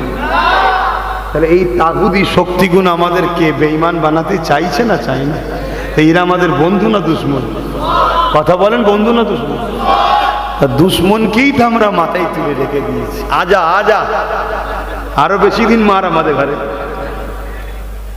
আর বেশি দিন নয় বলছে, অন্য আবার একটা কাউকে নিয়ে আসবে। এজন্য বারবার বলছি, পার্টনারশিপ হোক, পার্টনার। ভুল করলে তাকে বলা যাবে, বেশি বেতাল করবি, ছেড়ে তো উল্টে পড়ে যাবি। ব্যালেন্সে রাখো, একতরফা হয়েও না। যখন কাউকে অনেক দেওয়া হয় না, সে নিজেকে খোদা দাবি করে ফেলে। ফেরাউন খোদা দাবি করেছিল কেন? ও যাটাই হাত দিয়েছে আল্লাহ সেটাই দিয়ে দিয়েছে, যেটাই হাত দিয়েছে দিয়ে দিয়েছে। কোনোদিন জীবনে বিমার হতো না ফেরাউন, কোনোদিন বিমার হতো না। ফেরাউন তখন বলল, আল্লাহর বিমার হয়নি, তার মানে আমি তো আনা রব্বুকুম আল্লাহ, আমি বড় খোদা। কথা বুঝে আসছে? আসেন বাপেরা, আজকে এটা প্ল্যান মাফিক হচ্ছে। কাল যদি আমি আপনি না জাগি, আমাদের যদি হাতে পাওয়ার না থাকে, কাল আমাদেরকে জোর করে ইসলাম থেকে সরানো হবে।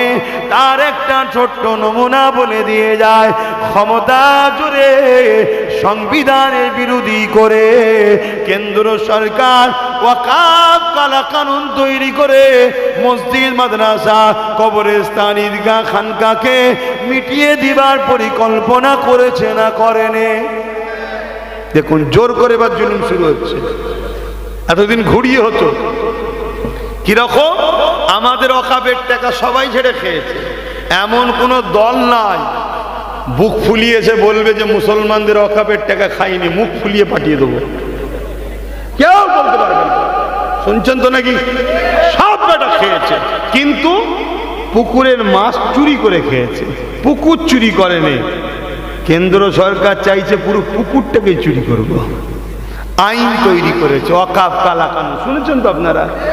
গায়ের জোর দিয়ে হচ্ছে তো পারে, ডিফেন্স করো না, ক্ষমতা আছে। আব্বাস সিদ্দিকী 8 বছর আগে থেকে বুঝাচ্ছে, আসো ওয়াকাফ চলে যাচ্ছে বাঁচাও, ওয়াকাফ চলে যাচ্ছে বাঁচাও। আমার উলামা ইমাম ভাইরা, কাউকে ব্যক্তিগত আঘাত দিয়ে বলছি না, ইতিহাসটা তো ভুলে গেলে চলবে না। ব্রিটিশ প্রথম উলামাদের পক্ষেই হাওয়া দিয়েছিল, কাজ মিটে যাবার পর যখন দিল্লি থেকে আব্দুল আজিজ মুহাদ্দিস দিনবী আওয়াজ দিল এ ব্রিটিশদের বিরুদ্ধে লড়াই করা ফরজ, দিল্লি থেকে লাহোর পর্যন্ত উলামাদের হাফেজদের লাশ প্রতিটা গাছে টাঙিয়ে দিয়েছিল ব্রিটিশরা। অতএব সর্বপ্রথম টার্গেট কিন্তু উলামাদের ঘরে। কিন্তু আজকে এত বড় একটা জিনিস ঘটছে, আমরা তো এসআইআর এর চাপে ওয়াকাফটাকেই ভুলে গেছি। অনেকে শুধু কাগজ নিয়ে ছুটছি, আমার কাগজ কি হবে? হ্যাঁ, যা ওদিকে যাচ্ছি না, চলে আসেন। আল্লাহ দিনকে মজবুত করে ধরে, ইমানকে মজবুত করে, নবীকে পিয়ার করে, নামাজের সময় নামাজ পড়ে, রোজার মাসে রোজা রাখে, মালদাররা হজ করে, যাকাত দেন মালদারেরা। এই যুবকেরা পাশাপাশি এলাকার গরিব অসহায় মানুষ দুঃখীদের পাশে দাঁড়ান। কারণ আল্লাহ নবীকে এক ইহুদি এসে জিজ্ঞাসা করলো, এ আব্দুল্লাহর বেটা মুহাম্মদ সাল্লাল্লাহু আলাইহি ওয়াসাল্লাম, ইসলামের সব থেকে ভালো কাজ কোনটা? আল্লাহ নবী বলেছিলেন, ক্ষুধার্ত মানুষকে খানা খাওয়ানো।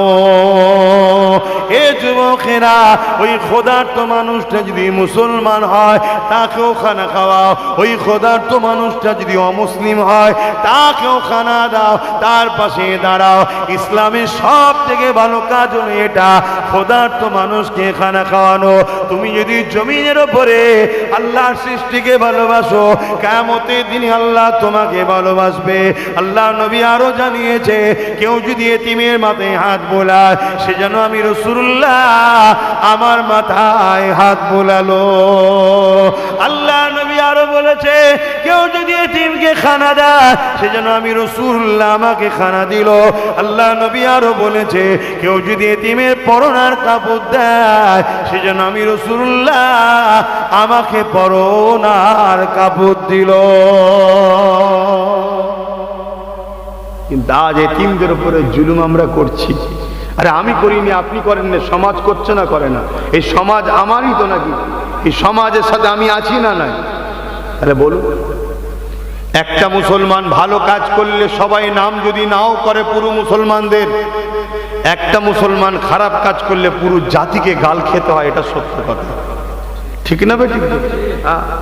এপিজে আব্দুল কালাম সাহেবকে দেখে পুরো জাতিকে শাবাশি না দিল, সমাজে কিছু কুলাঙ্গার আছে তাকে দেখিয়ে কিন্তু পুরো জাতিকে গাল দিবার জন্য এক্সপার্ট হয়ে একদল মিডিয়া বসে আছে।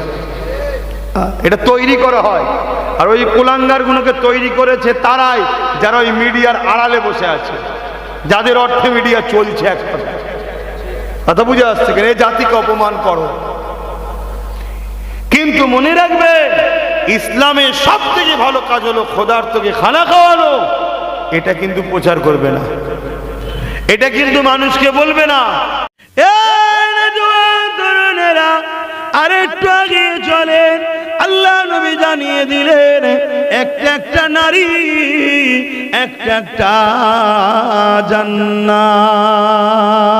আল্লাহ নবী আরো জানিয়ে দিলেন, আল জান্নাতু তাহতা আকদামুল উম্মাহাত। এই দুনিয়ার মানুষেরা, তোমাদের জান্নাত হলো তোমাদের মায়ের পায়ের তলায়। প্রত্যেকটা ছেলের জান্নাত হলো তার মায়ের পায়ের তলায়। আজকে সেই মাকে বৃদ্ধাশ্রমে রাখা যারা পছন্দ করে, তারাই তো ইসলামের দিকে আগুন তোলে, যারা মাকে ভালোবাসে তারা ইসলামের দিকে কখনো আগুন তোলে না। কেননা নারীর মর্যাদা, মায়ের মর্যাদা ইসলাম কত দিয়েছে। এক ব্যক্তি এসে আমার রাসূলকে জিজ্ঞাসা করলো, ইয়া রাসূলুল্লাহ, হাবিবাল্লাহ, আমার উপরে সব থেকে বেশি কার হক? আল্লাহ নবী বললেন, তোমার মায়ের, তারপরে কাঁদ তোমার মায়ের, তারপরে কাঁদ তোমার মায়ের, তারপরে কাঁদ তোমার বাপের। এ যুবকেরা, ইসলাম নারীদেরকে 3 ভাগ মর্যাদা দিয়েছে, তারপরে 1 ভাগ হলো বাপ, যেটা পুরুষ। এই নারীদের সম্মান ইসলাম এত দিয়েছে। এই জমিনে নারীদের উপরে জুলুম হতো, আমার নবী এবং নবী সাহাবারা নারীদেরকে বাঁচাবার জন্য যখন লড়াই করলো, যখন কথা বললো, ওই আবু জেহেলের মতো জালিম, উতবার মতো জালিম, সাইবার মতো জালিম আমার নবী পাকের বিরুদ্ধে লেগে গেল। এ যুবকেরা, আগেকার জমানাতে গরিবের ছেলেদের ঘরে কোমরে বেল দিয়ে, গলায় বেড়ি দিয়ে বাজারে তুলে বিক্রি করা হতো, যেটা আগামী দিন আবার আসতে চলেছে। আমরা হিন্দুস্তানের মানুষ, আমরা হিন্দুস্তানের মুসলমান, আমাদেরকে আল্লাহ পাক অনেক নসিবওয়ালা করেছে, অনেক সৌভাগ্যশালী করেছে। এ যুবকেরা, তরুণেরা, বাপেরা, আল্লাহ নবী, নূর নবী, দয়া নবী হিন্দুস্তানে ঘোষণাও দিয়েছে, আমি হিন্দুস্তান থেকে খুশবু বাড়ছি, যেখানে আমার উম্মত উম্মতিরা আমি রাসূলুল্লাহ আমার দিবানা হবে। এই জন্য সুলতানে গরিবে নওয়াজকে আল্লাহ নবী হিন্দুস্তানে পাঠিয়েছিলেন। এ মুঈনুদ্দিন আজমিরি, আপনি হিন্দুস্তানে চলে যান, আপনার হাতে হাত দিয়ে হিন্দুস্তানের মানুষেরা দলে দলে দলে আমি রাসূলুল্লাহ আমার দিবানা হয়ে যাবে। আমরা সেই হিন্দুস্তানের মানুষ, কিন্তু আজ হিন্দুস্তানের মুসলমানকেও টার্গেট করেছে, তাই তো নাকি? টার্গেট করা হয়। এ নওজওয়ানেরা, এমন বিবাহে প্রেমিকেরা, ও ফুরফুরার হযরত জামানার মুজাদ্দিদ দাদা হুজুর পীর কিবলা সিলসিলা অনুসারী অনুগামীরা, মনে রেখে দিও, ইসলামের বিরুদ্ধে যুগে যুগে চক্রান্ত হয়েছে, মুসলমানদের উপরে যুগে যুগে জুলুম হয়েছে, ইসলামের উপরে যুগে যুগে মিথ্যাচার হয়েছে, মুসলমানদের উপরে যুগে যুগে অত্যাচার হয়েছে। মনে রাখবেন, ইসলামকে মিটাতে অনেকে চেষ্টা করেছে, যারা চেষ্টা করেছে আল্লাহ পাক তাদেরকে মিটিয়ে দিয়েছে। কিন্তু আজও পৃথিবীর জমিনে সব থেকে প্রিয়, সব থেকে পছন্দনীয় এবং দ্রুত যে ধর্মের দিকে মানুষ ছুটতে লেগেছে, ওই ধর্মের নাম হলো ইসলাম।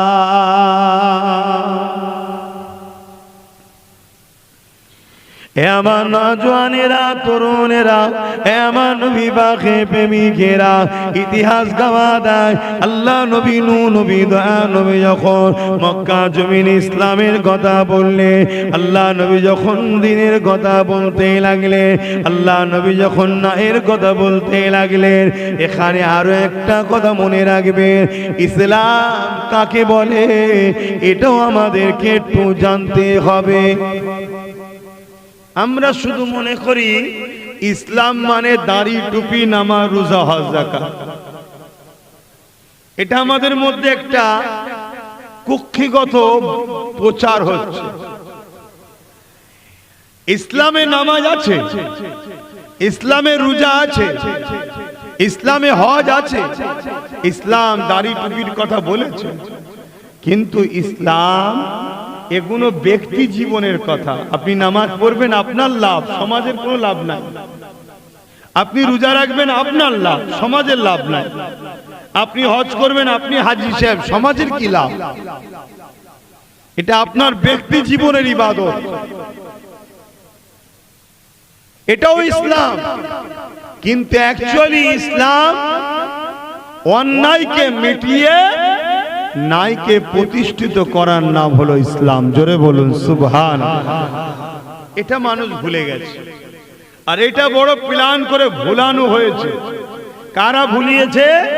আজকের ফেরাউন যারা হতে চায়, আজকের নমরুদ যারা হতে চায়, আজকের এজিদ, আজকের আবু জেহেল, আজকের উতবা, আজকে যারা মানুষের প্রভু হওয়ার স্বপ্ন দেখছে, তারা আজকে এই গুণ আমাদেরকে প্ল্যান মাফিক ভুলিয়েছে। কাদের দ্বারা? মোল্লা মৌলী সাহেবদের দ্বারাই ভুলিয়েছে। শুধু একটাই ওয়াজ, নামাজ রোজা, নামাজ রোজা, দাড়ি টুপি, হজ যাকাত, নামাজ রোজা, দাড়ি টুপি, হজ যাকাত। আরে ওটা তো জুম্মার দিনে ইমাম বলছে, বলে না? বলে না? প্রতি জুম্মাই তো বলছে। আর মুসলমানের বাচ্চা 5 ওয়াক্ত না গেলে জুম্মাই তো যায়, প্রতি জুম্মাই তো মুসলমানের ছেলে শুনছে। এই সেমিনার গুলো করা কেন হয়? এই সেমিনার গুলোতে বুঝানো দরকার ইসলাম সন্ত্রাস মুক্ত সমাজ গড়ার নাম। জোরে বলুন সুবহানাল্লাহ। তাহলে সমাজ জানবে যে ইসলামকে যারা আঘাত দেয় সন্ত্রাস বলে, তারাই মূলত সন্ত্রাস। তাই ইসলামকে ভয় খেয়ে ইসলামের নামে মিথ্যাচার করছে। কারণ ইসলাম সন্ত্রাস মুক্ত সমাজ গড়ার নাম হলো ইসলাম। জোরে বলুন সুবহানাল্লাহ। এটা এখানে বলা দরকার। ইসলাম দুর্নীতি মুক্ত সমাজ গড়ার নাম। ইসলাম লুট মুক্ত, চোর মুক্ত, রেপ মুক্ত, খুন মুক্ত, অত্যাচার মুক্ত একটা শান্তি সাম্য সমাজ গড়ার নাম হলো ইসলাম। জোরে বলুন সুবহানাল্লাহ। যেখানে এতিমের অধিকার এতিম পাবে, বিধবার অধিকার বিধবা পাবে, গরিবের অধিকার গরিব পাবে, বাপমার অধিকার বাপমা পাবে, অসহায়ের অধিকার অসহায় পাবে। মুসলিম মুসলিমের মতো, অমুসলিম হলো তার উপরে কোনো জুলুম হবে না, অন্যায় হবে না, অত্যাচার হবে না, তার উপরে প্রেসার হবে না। এই একটা সমাজ গড়ার নাম কি? জোরে বলুন ইসলাম। ইসলাম নেশা মুক্ত সমাজ গড়ার নাম ইসলাম। আর আজকে আমাদের যুবকরা নেশায় আসক্ত, সব নেশায় আসক্ত। আল্লাহ নবী, নূহ নবী, দয়ার নবী মেরাজ থেকে নামাজ রোজা এনেছে। আল্লাহ নবী মেরাজে কবে গিয়েছিলেন? এই যুবকেরা মন দিয়ে শোনেন। 570 খ্রিস্টাব্দে আল্লাহ নবী দ্বীনের প্রচার শুরু করেছে, তাওহীদের ঘোষণা দিয়েছে, রিসালাতের ঘোষণা দিয়েছে, এলানে নবুয়াতের ঘোষণা দিয়েছে। সর্বপ্রথম নবী আমার বলেছে লা ইলাহা ইল্লাল্লাহ আনা মুহাম্মাদুর রাসূলুল্লাহ। এই ঘোষণাটা দিয়েছে 570 খ্রিস্টাব্দে নবী দুনিয়ায় এসেছে। 40 বছর বয়স হওয়ার পর নবী আমার এই ঘোষণাটা দিয়েছে। 574 সঙ্গে 40কে যোগ করলে 610 হয়। এই 610তে নবী আমার এই ঘোষণাটা দিবার পরে আল্লাহ নবীর প্রথম কাজ কি ছিল? মক্কা থেকে শুরু করে তামাম পৃথিবী জমিনে নারীদের ইজ্জত ছিল না। নারীগুলোকে ভোগের পাত্রী বানানো হয়েছিল, নারীগুলোকে জ্যান্ত পুঁতে দেওয়া হতো, নারীদেরকে হত্যা করা হতো। তাদের ধারণা ছিল নারী হলো অশুভ, নারীদের বাঁচার কোনো অধিকার নাই। এ নওজওয়ানেরা, আল্লাহ নবী মক্কা থেকে আওয়াজ তুললেন, এ দুনিয়ার বাপেরা, তোমরা নারীদেরকে জ্যান্ত পুঁতে দিও না। নারী অশুভ নয়। মহান স্রষ্টা কন্যা সন্তান মায়ের পেটে দেয়, মহান স্রষ্টা পুত্র সন্তান মায়ের পেটে দেয়। এই কন্যার পুত্র মিলিয়ে দুনিয়া জমিনে মনুষ্য জাতির নারী পুরুষের মাধ্যমে মনুষ্য জাতির বিকাশ ঘটবে। আমি মুহাম্মদ রাসূলুল্লাহ জানিয়ে দিই, নারী অশুভ নয়। কারো ঘরে যদি প্রথম কন্যা সন্তান জন্ম হয়, এর মানে ওই নারীর বাবাকে মহান স্রষ্টা শান্তি জান্নাতের সুসংবাদ দেয়।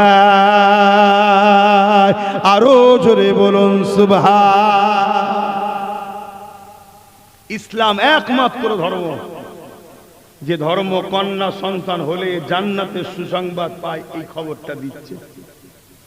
এই আওয়াজটা দরকার আছে না? এই আওয়াজটা এটা মসজিদে হয় না, কিন্তু এটা মসজিদে নামাজের আলোচনা হচ্ছে হোক, রোজার আলোচনা হচ্ছে হোক, দাড়ি টুপির আলোচনা হচ্ছে হোক, কিন্তু আজ নতুন করে পৃথিবীতে আবার নারীদের উপরে জুলুম অত্যাচার শুরু হয়েছে।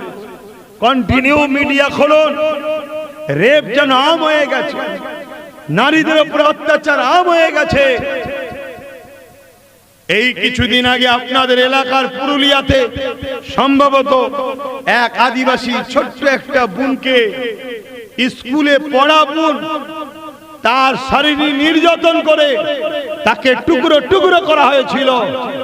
এই অন্যায় অত্যাচারকে মিটিয়ে নারীদের বাঁচার অধিকার দিবার নাম হলো ইসলাম। জোরে বলুন সুবহানাল্লাহ।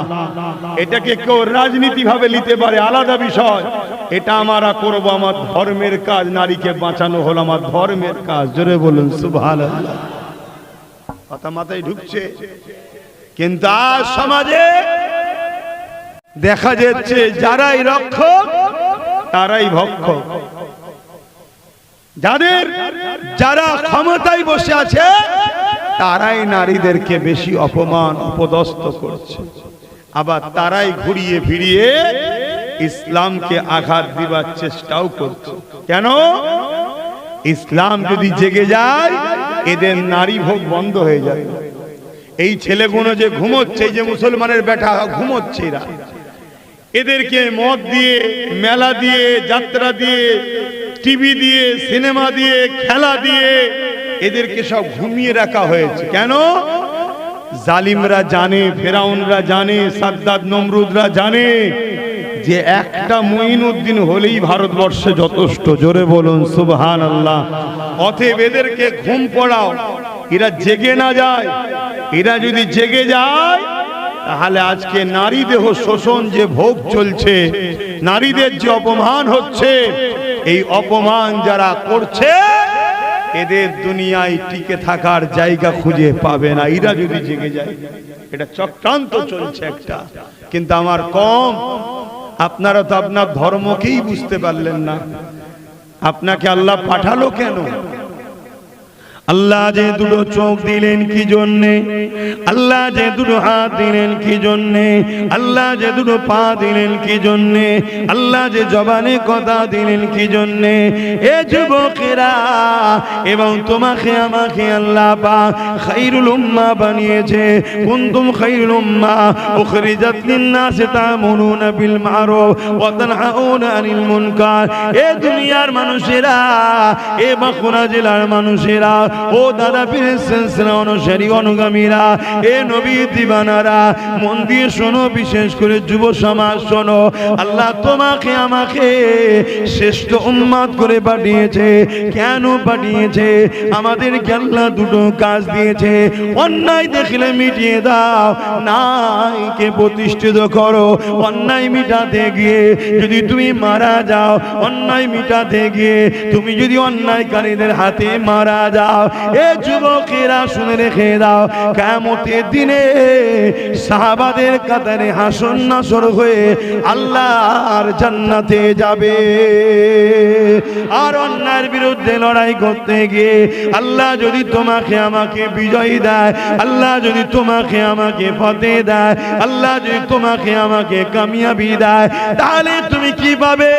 দুনিয়াতে ইজ্জত পাবে, দুনিয়াতে সম্মান পাবে, দুনিয়াতে খলিফা হবে, দুনিয়াতে রাজত্ব চালাবে, দুনিয়ার মানুষ তোমাকে আপন করবে, দুনিয়ার মানুষ তোমাকে সম্মান জানাবে, তোমাকে দুনিয়ার মানুষ আপন করে নেবে। এই সম্মান দুনিয়াতে পাবে এবং পরকালেও আল্লাহ তোমাকে জান্নাতি বানিয়ে দেবে। আরো জোরে বলুন সুবহান আল্লাহ জিন্দাবাদ। আমার নবী সাহাবারা কি করেছিল বলো? কি করেছিল? আরে নামাজ তো মেয়েরাজ থেকে এসেছিল 11 বছর পর, নবুয়াতের এলানের 11 বছর পর নবী মেয়েরাজে গেছে। 610-এ এলান করেছে আমি মোহাম্মদ আল্লাহর প্রেরিত রাসূল। তারপরে 2621-এ নবী মেয়েরাজ গেছে। আল্লাহ বলছে জমিন পরিষ্কার, নামাজ নিয়ে যাও। এই 11টা বছর ধরে আমার নবী কি করেছে বলো যুবক? এই 11টা বছর ধরে রোম থেকে শুরু করে, পারস্য থেকে শুরু করে, কেসরা থেকে শুরু করে, নাজ্জাসি থেকে শুরু করে, আফ্রিকা থেকে শুরু করে তামাম ওয়ার্ল্ডে যত অত্যাচারী, জালিম, স্বৈরাচারী, লুটেরা, খুনি, বদমাইশ, চরিত্রহীন নেতা, লিডার ছিল, তাদের বিরুদ্ধে আল্লাহর নবী সংগ্রাম করেছে, লড়াই করেছে।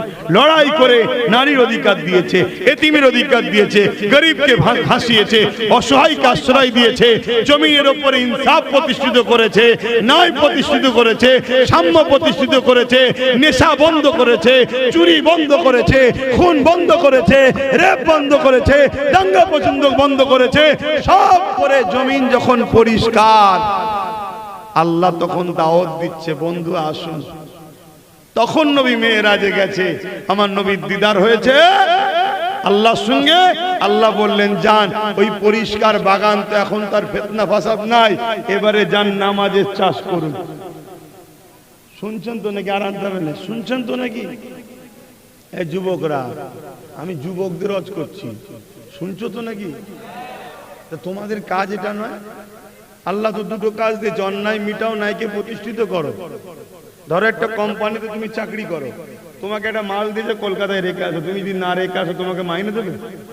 কোম্পানি তোমায় রাখবে? আল্লাহ তোমায় সৃষ্টি করেছে, দুটো চোখকে দিয়েছে। এই জবান খোলো, জবান খোলো। বাঁকুড়া মানুষের এটা মানাই না, খাটাখাটনি লোক, পাথরের এলাকার পাথর লোক, অন্য জায়গার লোক ঝিমিয়ে যায়। কথা বুঝে আসছে না? নাই, আমাদের দুটো কাজ দিয়েছে কে? যিনি দুটো হাত দিয়েছে, যিনি দুটো চোখ দিয়েছে, কে দুটো কান দিয়েছে, কে দুটো কিডনি দিয়েছে, এখনো আমাকে আপনাকে বাঁচিয়ে রেখেছেন কে? সেই আল্লাহর কাজ করবেন না? করবেন না? দুনিয়ায় মাতাল কাজ দিলে কাজ করেন, চোর কাজ দিলে কাজ করেন, খুনি কাজ দিলে কাজ করেন, চিটিংবাজ কাজ দিলে কাজ করেন, ইসলাম বিদ্বেষীরা কাজ দিলে তার হয়ে কাজ করেন। সবার জন্য কাজ করছেন, আপনার মহান স্রষ্টার জন্য কাজ করবেন না? তিনার হুকুম। জাগো মুসলমানের বাচ্চারা, ও আমির উম্মতেরা জাগো, এখনো সময় আছে, জেগে দাও। আর তোমাকে অলসতায় থাকলে হবে না, বিছানা থেকে ওঠো, শীত ঘুম ছাড়ো। মাচানে বসার জন্য দুনিয়া শুনি, ক্লাবে বসার জন্য দুনিয়া আল্লাহ পাঠাইনে, পার্টি অফিসে বসার জন্য দুনিয়া আল্লাহ পাঠাইনে। এ যুবক জাগো, এই জমিনে নারীদের উপরে অত্যাচার হচ্ছে, নারীদেরকে বাঁচাবার জন্য সংগঠিত এই জমিনের উপরে গরিবকে লুটা হচ্ছে, গরিবদেরকে বাঁচাবার জন্য সংগঠিত হয়। এই জমিনে মায়েদের উপরে অত্যাচার হচ্ছে, মায়েদের ইজ্জত বাঁচাবার জন্য সংগঠিত হয়। এই জমিনের সাথে যুব সমাজকে ধ্বংস করে দেওয়া হচ্ছে, এই যুব সমাজকে বাঁচাবার জন্য সংগঠিত হয়। এক কথায় ইনসাফকে প্রতিষ্ঠিত করো, ন্যায়কে প্রতিষ্ঠিত করো, অন্যায়কে মিটিয়ে দাও। এর জন্য তোমাকে আমাকে জাগতে হবে। যদি আজকে না জাগি, আল্লাহ তোমাকে আমাকে দুনিয়া তো লাঞ্ছিত করবে, দুনিয়া তো অপমানিত করবে, দুনিয়ায় অপদস্থ করবে, এবং পরকালে তোমার আমাকে আল্লাহ পাক জাহান্নামে দেবে। অলরেডি দেখুন আমরা দুনিয়াতে অপদস্থ তো হতেই লেগেছে। এ নওজওয়ানেরা, আজ আমরা তাদের পায়ের গোড়ায় গিয়ে দাঁড়িয়ে থাকি, যাদের আওকাত নাই পবিত্র হবার, আমরা তাদের কাছে গিয়ে দাঁড়িয়ে থাকি। স্যার স্যার তাদেরকে বলতে হয়, যারা কিনা জুজা হয়ে দাঁড়াতে পারে না, যারা কিনা পবিত্র হতে পারে না, তাদের কাছে যে আমাদেরকে মাথা নত করতে হয়। হচ্ছে না? এই কারণ একটাই, আমরা আমাদের কাজ ছেড়ে দিচ্ছি। 200 টাকার জন্য হাত পাততে হচ্ছে, দেন না কি? আর আজকে সব ফর্মলে ছুটতে হচ্ছে, দেন না।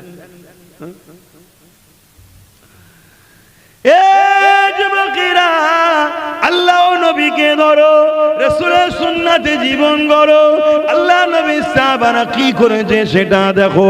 মক্কার উপরে যে জুলুম হচ্ছিল, মক্কায় আবু জিল উতবা সাইবা যে অত্যাচার করতেছিল, আল্লাহ নবী তার বিরোধী করতে লাগলো, তাদের বিরুদ্ধে বলতে লাগলো। ওই সময় মক্কার সন্ত্রাসীরা, মক্কার জালিম নেতারা আমার রাসূলুল্লাহর বিরুদ্ধে লেগে গেল। আমার নবী পাককে বিভিন্ন দিক দিয়ে কষ্ট দিতে লেগেছে। তারা অলিতে গলিতে বাজারে হাটে ঘাটে আল্লাহ নবীর বিরুদ্ধে মিথ্যাচার করতে লেগেছে। কখনো কখনো নবীকে জাদুকর পর্যন্ত বলতে লেগেছে। নানা রকম বিদ্যায় আমার নবী পাকের বিরুদ্ধে মিথ্যা মিথ্যা প্রচার করতে লেগেছে। লাস্টে মক্কা জমিনে একটা মেলা হতো, যে মেলাটার নাম হলো ওকাজের মেলা। ওই ওকাজের মেলাতে আবু জেহেল মক্কার আগার প্রতিটা রাস্তার মোড়ে মোড়ে মোড়ে দুজন করে লোক দাঁড় করিয়ে দিল। তাদের কাজ হলো পৃথিবী থেকে যারা আসছে তাদেরকে মুহাম্মদ রাসূলের মিথ্যা মিথ্যা শোনাবে। আবু জেহেলের কথা মতো কাজ শুরু হয়ে গেল।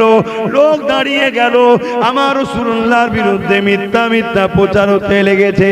যারা বাইরে থেকে এসেছে তাদের মনে একটা কৌতূহল হলো, কে মুহাম্মদ একবার দেখা যাক। এদিকে আমার নবী পাক গুটি কত ব্যক্তিকে নিয়ে দিনের প্রচার করতে লেগেছে, নায়ের কথা শোনাতে লেগেছে। ওইখানে তারা এসে নুকিয়ে নুকিয়ে আল্লাহ নবীর কথা শুনে, এ যুবকেরা তরুণেরা, আল্লাহ নবীর কথা শুনে বাইরে থেকে যারা এসেছে তারা বলতে লেগেছে মুহাম্মদ রাসূলের মতো ব্যক্তি হতে পারে না। তারা আমার নবী পাককে এমন করে আলোচনা শুনে মনে মনে মনে মনে আমার নবীকে দিল দিয়ে বসে যায়।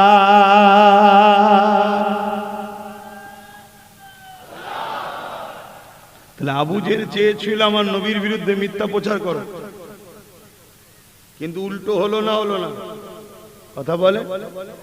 আমেরিকাও চেয়েছিল ইসলাম নিয়ে মিথ্যা ফিল্ম টিলিম তৈরি করে ভুল প্রচার করো, আর সেই আমেরিকা আজকে তাদের রিপোর্ট, তাদের মিডিয়া, তারা বলছে আগামী 40-45-এর মধ্যে ইউরোপ দুনিয়া সংখ্যাগুরু হবে ইসলাম। জোরে বলুন সুবহানাল্লাহ।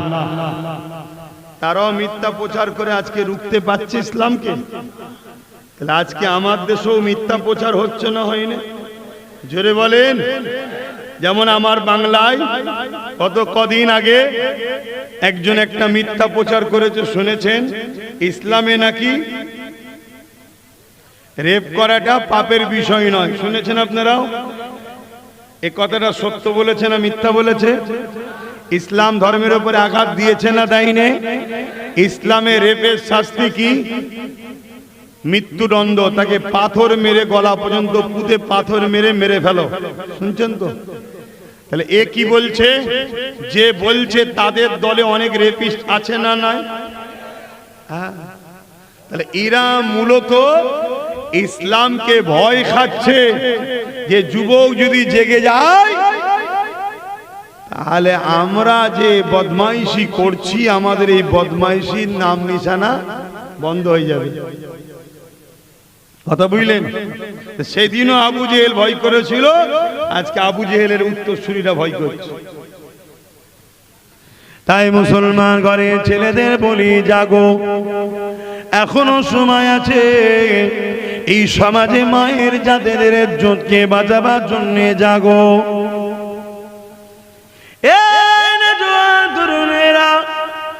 আল্লাহ নবী যখন দুনিয়া জমিনে এলেন, ওই সময় দেখা যায় দুনিয়ার বুকে বাচ্চা বাচ্চা কন্যা সন্তান গুলোকে মানুষেরা জেন্ত পুঁতে দিতে লেগেছে। আল্লাহ নবী ওই নারীদের বাবাদেরকে বলতে লেগেছে, কেন আপনারা আপনাদের কন্যা গুলোকে জেন্ত পুঁতে দিতে লেগেছে? তারা বলতে লেগেছে নারী অশুভ। আল্লাহ নবী বললেন, না, এটা তোমাদের কুধারণা। আমি রাসূলুল্লাহ জানিয়ে দিই, নারী কোনো অশুভ নয়। কারো ঘরে যদি প্রথম কন্যা সন্তান হয়, এর মানে ওই নারী বাবাকে মহান স্রষ্টা সৃষ্টিকর্তা আল্লাহ জান্নাতে সংবাদ দেয়। আল্লাহ নবী আরো বলেন, কারো ঘরে যদি একটা, দুটো, তিনটে পর পর কন্যা সন্তান হয়, ওই তিন কন্যার বাবা এই তিন কন্যাকে পেয়ে মনে দুঃখ যদি না করে, আল্লাহ নিয়ামত মনে করে যদি ওই তিন কন্যাকে লালন পালন করে তার বিবাহ শাদী দিয়ে দিতে পারে, আল্লাহ নবী দুটো আগুন তুলে দেখিয়েছে যেমন পাশাপাশি ওই তিন কন্যার বাবা আর আমি রাসূলুল্লাহ আল্লাহ পাকে জান্নাতে পাশাপাশি থাকিব। আরো জোরে বলুন সুবহান আল্লাহ জিন্দাবাদ। তাহলে ভাবুন ইসলাম নারীদেরকে কত মর্যাদা দিচ্ছে, আর এই মূর্খগুলো জালিমগুলো কি প্রচার করছে? মিথ্যা প্রচার করছে। কেন? যাতে মানুষ ইসলামকে ভালোবেসে না নেয়।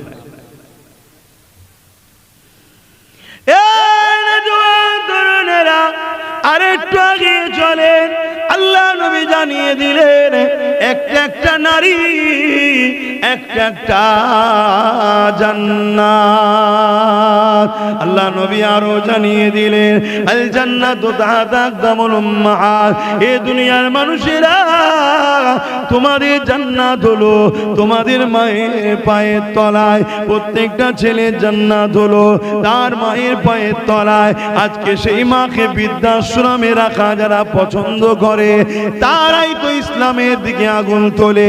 যারা মাকে ভালোবাসে তারা ইসলামের দিকে কখনো আগুন তোলে না। কেননা নারীর মর্যাদা, মায়ের মর্যাদা ইসলাম কত দিয়েছে। এক ব্যক্তি এসে আমার রাসূলকে জিজ্ঞাসা করলো, ইয়া রাসূলুল্লাহ হাবিবাল্লাহ, আমার উপরে সব থেকে বেশি কার হক? আল্লাহ নবী বললেন তোমার মায়ের, তারপরে কাঁদ তোমার মায়ের, তারপরে কাঁদ তোমার মায়ের, তারপরে কাঁদ তোমার বাপের। এই যুবকেরা, ইসলাম নারীদেরকে 3 ভাগ মর্যাদা দিয়েছে, তারপরে 1 ভাগ হলো বাপ যেটা পুরুষ। এই নারীদের সম্মান ইসলাম এত দিয়েছে। এই জমিনে নারীদের উপরে জুলুম হতো, আমার নবী এবং নবীর সাহাবারা নারীদেরকে বাঁচাবার জন্য যখন লড়াই করলো, যখন কথা বললো, ওই আবু জেহেলের মতো জালিম, উতবার মতো জালিম, সাইবার মতো জালিম আমার নবী পাকের বিরুদ্ধে লেগে গেল। এই যুবকেরা, আগেকার জমানাতে গরিবের ছেলেদের ঘরে কোমরে বেল দিয়ে, গলায় বেড়ি দিয়ে বাজারে তুলে বিক্রি করা হতো, যেটা আগামী দিন আবার আসতে চলেছে। 2020-তে বলেছিলাম 5 বছর আগে একটা দিন আসবে তোদের ভোটার অধিকার কেড়ে নিয়ে ডিভোটার করে গোলাম বানাবে। শুনেছেন আমারই বক্তব্য? 2020-তে বলেছিলাম, 5 বছর আগে। আজকে সেই দিন শুরু হয়ে গেছে। তবে মনে রেখে দিও, ভারতবর্ষের একটা মুসলমানের নাম বাদ যাওয়া উচিত নয়। যদি বাদ যায় তাহলে জানতে হবে এরা দুজন মিলে এক জায়গায় মুখে মুখ রেখে বাদ দিয়েছে। কথা বুঝে আসছে তো? কারণ এদেশের মুসলমান কোন দেশ থেকে আসেনি, দুজন ইদেশ থেকে চলে গেছে। এদেশ থেকে লক্ষ লক্ষ কোটি কোটি চলে গেছে, অন্য দেশ থেকে আসেনি। কথা বুঝে আসছে? অতএব এর পরও যদি বাদ যায় তাহলে জানতে হবে এদের হাতে রাজ পাওয়ার এরা ইচ্ছা করে বসে বসে কেটেছে। এই জন্যই বলেছিলাম আমাদেরও রাজ পাওয়ার দরকার আছে। কেন? ঘরের মধ্যে কি হচ্ছে ওখানে আমার লোক নেই। ওখানে আমার লোক আছে নাকি? নেই। ওরা 2 জন মিলে, 3 জন মিলে, 4 জন মিলে কি গুজুর গুজুর করে নেবে আমরা তো কিছুই বুঝতে পারবো না। এজন্য বলেছিলাম আমার লোক ঢুকাও, গন্ডগোল হলে লোক কম হোক। ওখানে যদি ফাটাফাটি করতে নাও পারে বাইরে বেরিয়ে বলবে আজা আজা, এখানে প্ল্যান হচ্ছে চলে আয়, ব্যাস তখন তো আমরা বেরিয়ে পড়বো। কিন্তু আমরা তো বুঝতেই পারছি না কি হচ্ছে। কিছু বুঝে আসছে তো নাকি? কিন্তু এর জন্য অনেক গাল খেতে হয়েছে বাপ, আজও গাল খেচ্ছি আমি। এই একটাই কাজ করেছি কি, আমার ছোট ভাইটাকে রাজনীতিতে নেপিয়ে দিয়েছি, তাই আজও গাল খেচ্ছি। শুনছেন তো নাকি? তোমরাও গালটা দাও নাকি? বাবেরা, নওজওয়ানেরা, তরুণেরা, হে নবী পাকের প্রেমিকেরা, আমার রাসূলুল্লাহ সাহাবারা, এইভাবে যখন দেখা যায় মানুষকে গোলাম বানিয়ে রেখেছে, দাসী বানিয়ে রেখেছে, আল্লাহ নবী তাদের আজাদের জন্য আওয়াজ দিল। যখন নবী পাক আওয়াজ দিলেন, গরীব মানুষরা আমার নবী পাকের পাশে এসে দাঁড়াতে লাগলো। শুনছেন কারা দাঁড়াতে লাগলো? বলুন বলুন। গরিবরা, গরিবরা, গোলামরা, তারা আমার নবীর পাশে দাঁড়াচ্ছে। এটা হক হওয়ার একটা নমুনা, হক হওয়ার একটা নমুনা এটা।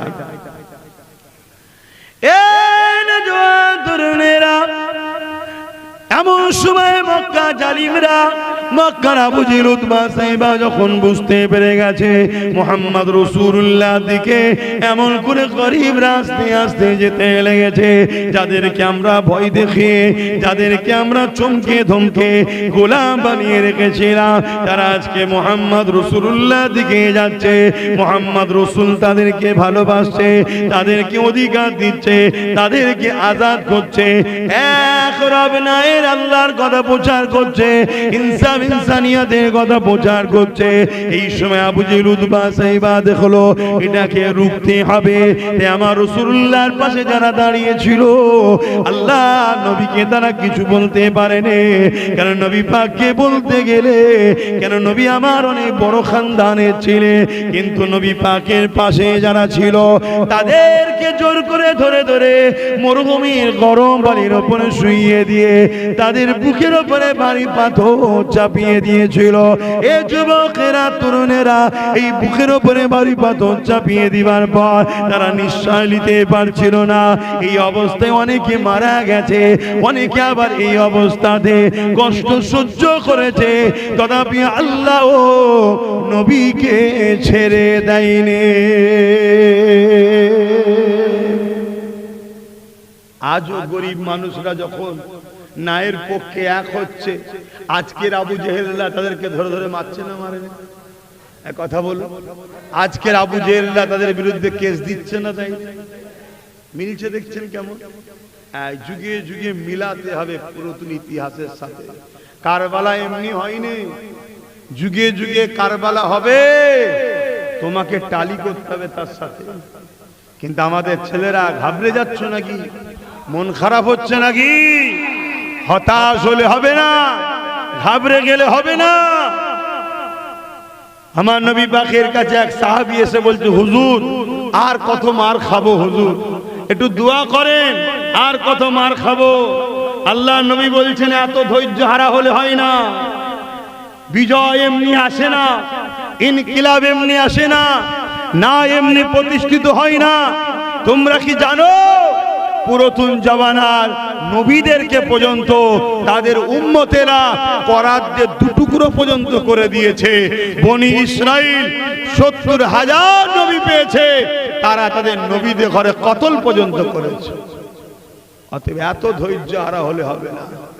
সেই নবীর গোলাম আপনাদেরও বলে যাচ্ছে, ইনসাফ এত সহজে প্রতিষ্ঠিত হয়নি, ইনকিলাব এত তাড়াতাড়ি আসে না, বিপ্লব এত তাড়াতাড়ি ঘটে না। অনেক কুরবানির পরে দেশ স্বাধীন হয়েছে, অনেক কুরবানির পর তোমরা বাঁকুড়ার মানুষ মাথায় টুপি, মুখে দাড়ি, মসজিদ, মাদ্রাসা পেয়েছো। এটা মাদ্রাসা নাকি? এটা এমনি এমনি হয় না। লক্ষ লক্ষ মা তার সন্তান হারা হয়েছে, লক্ষ লক্ষ বোন বিধবা হয়েছে। তারপরে তোমরা ইসলাম পেয়েছো, তারপরে তোমরা মেহনতের পয়সা দিয়ে ঘরটা করে এখানে ইসলামের শিক্ষা কেন্দ্র করেছো। আবার এই ঘরকে মিটাবার জন্য এখন বলছে এখানে নাকি জঙ্গি ট্রেনিং দেওয়া হয়। বলছে না? বলে না? কারা বলছে? যাদের হাতে রাজ পাওয়ার তারা, যাদের হাতে পাওয়ার তারাই বলছে। এই তো তোমাদের দুর্গাপুরে বোলডুজার দিয়ে মাদ্রাসা ভেঙে দিল আমার রাজ্য সরকার, দেখেছেন না? দেখেন কাদের হাত করছে? যাদের হাতে পাওয়ার আছে তারা করছে। কেন করছে? লোহা ছাড়া লোহা কাটা যায় না, তাদের হাতে লোহা আছে, আমাদের হাতে নেই, তাই যা খুশি করছে, বোল্ডুজার নিয়ে চলে আসছে, ভেঙে দিচ্ছে। যদি আমাদের হাতেও লোহা থাকতো, উল্টো ঘুরিয়ে একটা দিলে, আমাদের হাতে নেই। আমাদের ছেলেরা কি করেছে? সারা জীবন চামচাগিরি করেছে, এর পিছনে কিছুদিন, ওর পিছনে কিছুদিন, ওর পিছনে কিছুদিন, ওর পিছনে কিছুদিন। একবারও ভাবেনি নিজে প্রতিষ্ঠিত কি করে হবে। কথা কি কষ্ট দিচ্ছে নাকি? আচ্ছা বলুন তো, আপনি একটা অফিসে চাকরি করেন, মাস গেলে 50,000 টাকা ইনকাম, টাই কোট পরে যাতায়াত করছেন, খুব ভালো লাগছে না? কালকে তো আপনাকে অফিস থেকে 12 করে দিতে পারে।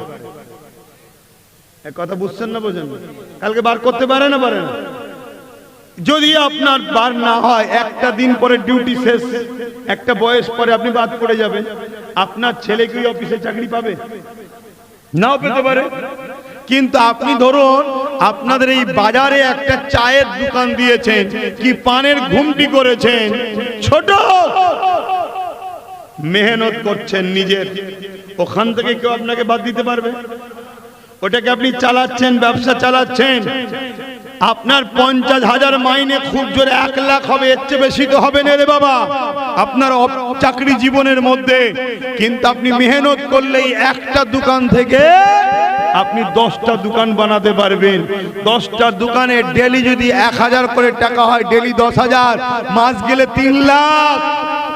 এবং নিজের আপনার পরে আপনার ওই 10টা দোকানে 4টে ছেলে হলে 4টেই বসতে পারবে না, পারবে না? কিন্তু অফিসে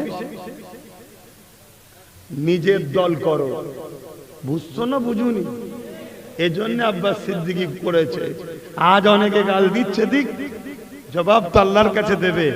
কিন্তু যারা বুঝার তারা কিন্তু বুঝতে পারছে যে না, দেরি হোক, দেরি হোক, 10 বছর লাগ, 15 বছর লাগ, 20 বছর লাগ, একদিন কিন্তু এই গাছের গোড়া মোটা হবে, একদিন এ গাছে অনেক ডালপালা হবে, একদিন অনেক ফলমূল হবে, একদিন যারা গাল দিচ্ছে তারাও দেখা যাবে ছায়া নিতে আসছে, ফল খেতে আসছে। কথা বুঝে আসছে? দেরি করলে হবে না, খুলে দাও। আজ থেকে যদি কেউ 20 বছর আগে এটা করে দিত, তাহলে আজকে আমরা কোথায়? আজকে আমরা কোথায়? শোনো, নিজে যদি কামিয়াবি হতে না পারো, তুমি ছাড়া কেউ না কামিয়াবি না হয়, এটা জায়গাও তুমি মাথায় রেখো। তোমাকে যেন প্রয়োজন হয়, অর্থাৎ তেজপাতা হয়েও নি, দরকার হয় নুন হও। নুন কি হও? নুন। নুন বেশি দিলেও বিপদ, না দিলেও বিপদ। তুমি ছাড়া চলবে না, নিজেকে এই জায়গায় দাঁড় করাও। কথা কিছু বুঝে আসছে? হ্যাঁ, তুমি ছাড়া চলবে না, এই জায়গায় নিজেকে দাঁড় করাও, তবে তো তুমি গেনার হবে। যাক আসেন আমার আলোচনার দিকে ফিরে যায়। আল্লাহ নবী ন্যায়ের কথা বলছিল বলে, ইনসাফের কথা বলছিল বলে, মানবতার কথা বলছিল বলে, গরিবের পক্ষে কথা বলছিল বলে, এতিমের পক্ষে কথা বলছিল বলে, গোলামদেরকে আজাদ করে দিবার কথা বলছিল বলে আমার রাসূলুল্লাহর বিরুদ্ধে তৎকালীন জালিমরা লেগে গেল।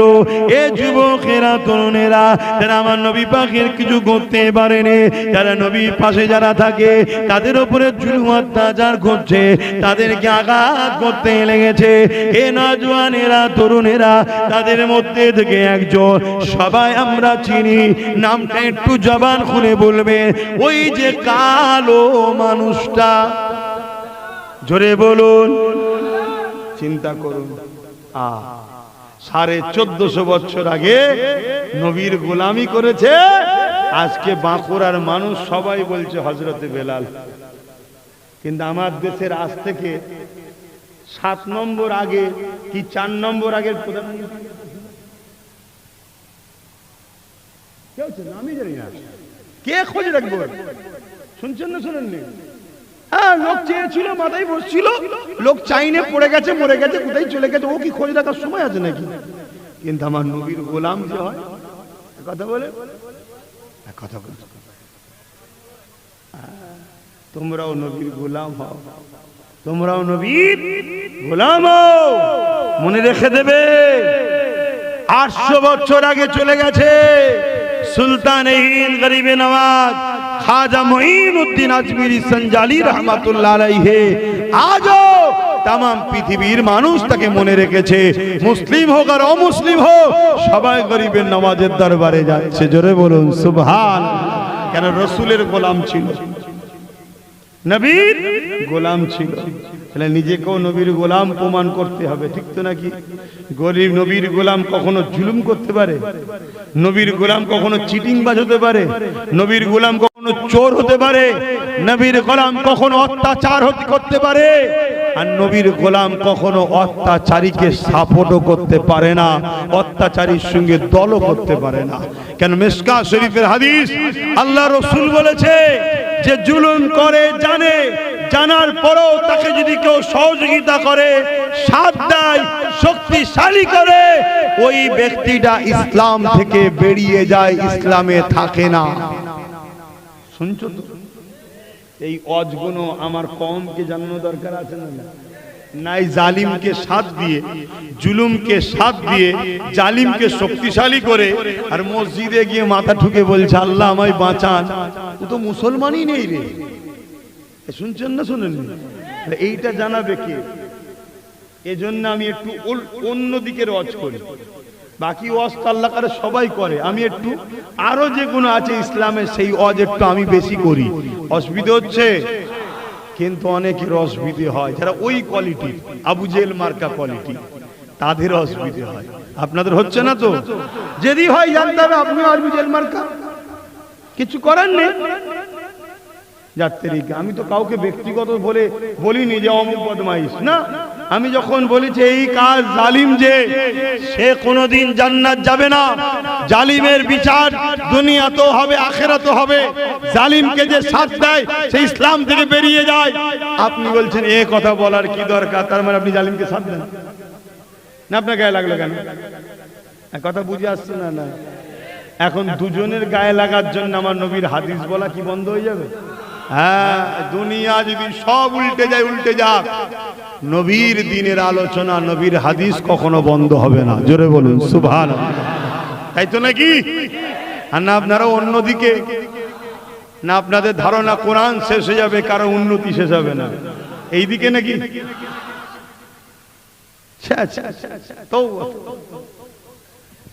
এত বড় কথা, কোরআনের দুশমন, আলেম ওলামারা চুপ করে বসে আছে।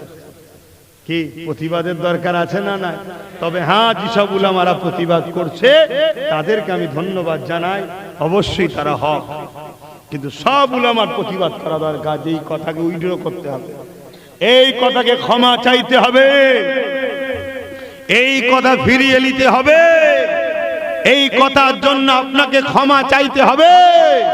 সব উলামার বলা দরকার আছে না? নাই। প্রতিটা মসজিদে দাঁড়িয়ে জুম্মার খুতবাতেও বলা দরকার আছে না? নাই। যে কোরআন শেষ হয়ে যাবে যদি কেউ বলে, তাকে এই কথা ফিরিয়ে নিতে হবে। সে যদি বলে ফিরিয়ে নেব না, আমরা তার সাথ দেব না, বলা দরকার আছে না? নাই। হাত তুলে বলুন আমার সঙ্গে একমত তো নাকি? একমত তো নাকি? একমত তো নাকি? এই কথায় যদি কোনো মুসলমান, এই কথাতে কোনো মুসলমান যদি একমত না হতে পারে, সে মুসলমানই নয়। শুনছেন তো নাকি? এই কথাতে কোনো মুসলমান যদি একমত না হতে পারে, তার মধ্যে ঠোলটা রয়েছে মুসলমান, ভেতরে অরিজিনাল মাল ইমান চলে গেছে। শুনছেন তো নাকি?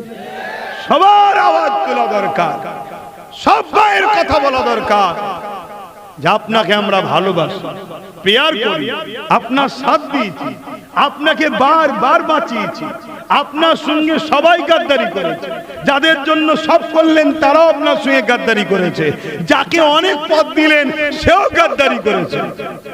করেছে না? করেন?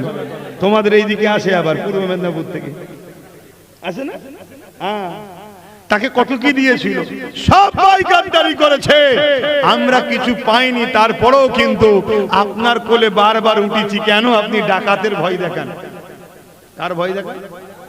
বুঝতে পারছেন না? হ্যাঁ? তারপর আপনার কোলে আছি, আপনাকে পিয়ার করেছি, কিন্তু আপনি এত বড় কথা আঘাত দিয়েছেন, এটা আপনাকে ফেরত নিতে হবে। এটা আপনাকে বলতে হবে যে ওটা আমার মিস্টেক হয়ে গেছে, ওটা আমাকে ক্ষমার নজরে তোরা দেখিস। কি বলা দরকার আছে না নাই? প্রত্যেকটা ইমাম, প্রত্যেকটা আলেম, প্রত্যেকটা মসজিদে, প্রত্যেকটা জলসায়, প্রত্যেকটা খানকায় যদি এই আওয়াজ না ওঠে, আল্লাহ মাফ করো, সন্দেহ হচ্ছে সে মোল্লা মুলি সাহেবের নামে ইসলামের দুশ্মন বিদেশিদের চট টাকা নিয়ে খেয়ে হয়তো বসে আছে। কথা বুঝে আসছে? তুমি কোরআনের পক্ষে কথা বলবে না, তাকে বলো ক্ষমা চাইতে। সে যদি ক্ষমা চেয়ে নেয়, তার সাথ দেবে কি দেবে না দেবে সেটা তোমার নিজের ব্যাপার। কথা বুঝে আসছে? কিন্তু সে যদি ক্ষমা না চায়, কোরআনের দুশ্মনকে সাপোর্ট করলে ঈমান থাকবে না। কথা শুনছেন? কোরআন মানে না আলাদা কথা। লক্ষ লক্ষ হিন্দু, আদিবাসী, দলি, সাঁওতাল, বাগদি, খ্রিস্টান, তারা আমাদের ভাই, আমাদের বোন, আমরা মানুষ মিশবো। সে কোরআন মানে না, কিন্তু কোরআনের বিরোধী করে না। তাই শুনছেন না? বিরোধী করা মানে দুশ্মনী শুরু হলো। তুই মানিসনি, জবাব আল্লাহর কাছে দিবি। ভুল ঠিক আল্লাহ তোর সাথে ব্যবস্থা করবে। আমি কে? আমি তোকে বানিয়েছি নাকি? কিন্তু তুই মানবি না, আবার বিরোধী করবি, এই অধিকারটা তোকে কে দিল? আমার কথা বুঝতে পারছি তো নাকি? হ্যাঁ, তাহলে প্রতিবাদের দরকার আছে না? না করছে না। গুটি কতক লোক করছে, তার মধ্যে আলহামদুলিল্লাহ আল্লাহ আমাকেও বলাচ্ছে, আর বলতে গিয়ে গালও খেতে হচ্ছে। বাবেরা, নজওয়ানেরা, তরুণেরা, এ নবী পাকের প্রেমিকেরা, মনে রেখে দিও, এই দিনের জন্য, কোরআনের জন্য সাহাবা হুজুররা নিজেদের জীবনকে কুরবান করে দিয়েছে। এ নজওয়ানেরা, তরুণেরা, আজ আল্লাহ আমাদের জান দিয়েছে, এই জান আল্লাহ একদিন নিয়ে নেবে। যদি কোরআনের জন্য, দিনের জন্য আমরা কুরবানি করতে পারি, অবশ্যই আল্লাহ জান তো নেবে, কিন্তু আখিরাতে আমাদেরকে জান্নাতে রাখবে। এ নওজওয়ানেরা, এটা তো আমাদের ঈমান, এটা তো আমাদের বিশ্বাস। মৃত্যু তো সবার হবে। সে আল্লাহর ওলি হলে তারও মৃত্যু হবে, দেশের প্রধানমন্ত্রী হলে তারও একদিন মৃত্যু হবে, রাজ্যের সিএম হলে তারও একদিন মৃত্যু হবে। আমি আব্বাস সিদ্দিকী, আমারও একদিন মৃত্যু হবে। এই মৃত্যু অবশ্যই একদিন হবে। মনে রাখবে কবে হবে, এটা লিপিবদ্ধ হয়ে আছে। এর আগেও হবে না, এর পরও হবে না। তুমি অন্যায়ের সঙ্গে মিশে থাকলো, সেই দিনই হবে। অন্যায় বিরুদ্ধে বললো, সেই দিনই হবে। তার আগেও হবে না, পরও হবে না। পুরো পৃথিবী যদি তোমার দুশ্মন হয়ে যায়, তোমার মৃত্যু ওই দিন হবে যেদিন আল্লাহ তোমার তকদিরে লিখে রেখেছে। পুরো পৃথিবী যদি তোমার বন্ধু হয়ে যায়, মৃত্যু ওই দিনই হবে যেদিন আল্লাহ তোমার লিখে রেখেছে। এক সেকেন্ড কেউ আগে আনতে পারবে না, এক সেকেন্ড কেউ পরেও নিয়ে যেতে পারবে না। এই মৃত্যু নিয়েও তো চিন্তা নয়, চিন্তা করো আল্লাহর কাছে কি মুখ দেখাবে। আল্লাহ যদি জিজ্ঞাসা করে, বলি আমার বান্দারে, জমিন আমার ছিল, আসমান আমার ছিল, আমি আল্লাহ, আমি তোদেরকে সৃষ্টি করেছি, এই জমিনের উপরে তোমরা আমার জন্য কি করলি? কিছুই করতে পারলি না। উপরন্ত আমার কোরআনকে যে মিটে যাবে কথা বলে, তার তোরা সাথ দিলি কি করে? এর জবাবটা কি দেব? তাই পরিবর্তন তওবা করে। ভুল মানুষ মাত্র হতে পারে, অন্যায় দেখার পরে তার সাথ দেওয়া যেতে পারে না। কারণ নবী বাবা জানিয়ে দিল, অন্যায় দেখলে হাত দিয়ে রোখো। যদি হাতে ক্ষমতা না থাকে, মুখ দিয়ে প্রতিবাদ করো। মুখে যদি ক্ষমতা না থাকে, অন্তর থেকে ঘৃণা করো। যদি অন্তরে ঘৃণা করো, এটা হলো সব থেকে দুর্বল ঈমান। এরপরে আর কোনো ঈমান নেই। এই জায়গায় তুমি অন্যায় দেখলে হাত দিয়ে প্রতিবাদ করলে না, মুখ দিয়ে ঘৃণা প্রতিবাদ করলে না, অন্তর দিয়ে ঘৃণা করলে না, উপরন্ত তাকে সাপোর্ট করলে, তাহলে রাসূলুল্লাহ হাদিস তোমার মধ্যে ঈমান নাই। শুনছেন তো নাকি? বুঝুন দিনটা। আমার কি দায়িত্ব নয় আমার কওমকে সাবধান করা? দায়িত্ব আছে না? না, আমার কওমকে আমার বলা দরকার যে ভাই, একসাথে বন্ধুত্ব করবে, সবার সঙ্গে উঠা বসা করবে, মিশবে, সব ঠিক আছে, কিন্তু মনে রেখে দিও ভাই, তোমার ধর্ম তোমার কাছে, অন্যের ধর্ম অন্যের কাছে, তোমার উৎসব তোমার কাছে, অন্যের উৎসব অন্যের কাছে। এটা বলা কি আমার অপরাধ হবে? এই জোরে বলে কেন? গায়রুল্লাহর সঙ্গে শরীক যেখানে হয় সেই উৎসবে যাওয়া ইসলামে হারাম। যেখানে শিরক অনুষ্ঠিত হয় সেই উৎসবে যাওয়া কি ইসলামে হারাম। তা আমার কওমের যুবক যদি শিরকের উৎসবে উঠা বসা করে, এ জাতির উপরে আল্লাহ বিপদের সময় রহমত করবে। তো এই জাতিকে বাঁচাবার জন্য বলা দরকার আছে না? না, এজন্য ধরুন আমি বুঝালাম যে ধর্ম যার, ধর্ম যার, বলবেন তো ধর্ম যার। কেউ যদি শিখায় ধর্ম যার যার, উৎসব সবার, মনে রেখে দিও সে তোমাকে ভালোবাসার ছলনায় কাফের মুশরিক বানাতে চাইছে। যে তোমাকে কাফের মুশরিক বানাতে চায় সে তোমার আপন না দুশমন? কত বড় দুশমন বলো বলো বলো বলো। কেউ যদি তোমার চাকরি নিয়ে লাই, ঘর নিয়ে লাই, এটা বড় দুশমন না কেউ তোমাকে কাফের মুশরিক বানাচ্ছে সে বড় দুশমন? তাহলে দুশমনকে চেনো, দুশমনকে চেনো। মনে রাখবে প্রকাশ্য যে সামনে থেকে হামলা করে একে চিনা যায়, এর মোকাবেলায় ডিফেন্স করে যুগে যুগে আমরাই জিতেছি। জোরে বলুন সুবহানাল্লাহ। একটা ইতিহাস দেখাতে পারবেন না সামনে থেকে কেউ লড়াই করে আমাদেরকে হারাতে পেরেছে। শুনছেন তো নাকি? কিন্তু বারবার পিছন থেকে যারা হামলা করেছে তারা আমাদেরকে হারাতে পারেনি, কিন্তু পিছনের হামলায় আমাদের কোটি কোটি মা বাপ ভাই বোনের জীবন চলে গেছে। এক কথা শুনছেন? তাহলে একটা প্রকাশ্য দুশমন আর একটা বন্ধু সেজে দুশমন। বন্ধু সেজে দুশমন কি করছে? সে আপনাকে রেশনের মাধ্যমে প্রসাদ খাওয়াচ্ছে। জোরে বলুন, জোরে বলুন, বলুন প্রসাদ খাওয়া মুসলমানদের জন্য হালাল? আমার অমুসলিম ভাইদের কাছে অনেক খাদ্য আছে যেগুলো তাদের ধর্মে নাকি চলে না, ঠিক না বেটি? তারা খায় না। আমি যদি তাকে খাওয়াই, এটা কি তার ধর্মের উপর আঘাত দিলাম না দিলাম না? তার ক্ষতি করলাম না করলাম না? তা আমার ধর্মে আল্লাহ ছাড়া অন্য কাউকে শরীক করা কোনো খাদ্য সেটা খাওয়া, বলবেন তো হারাম।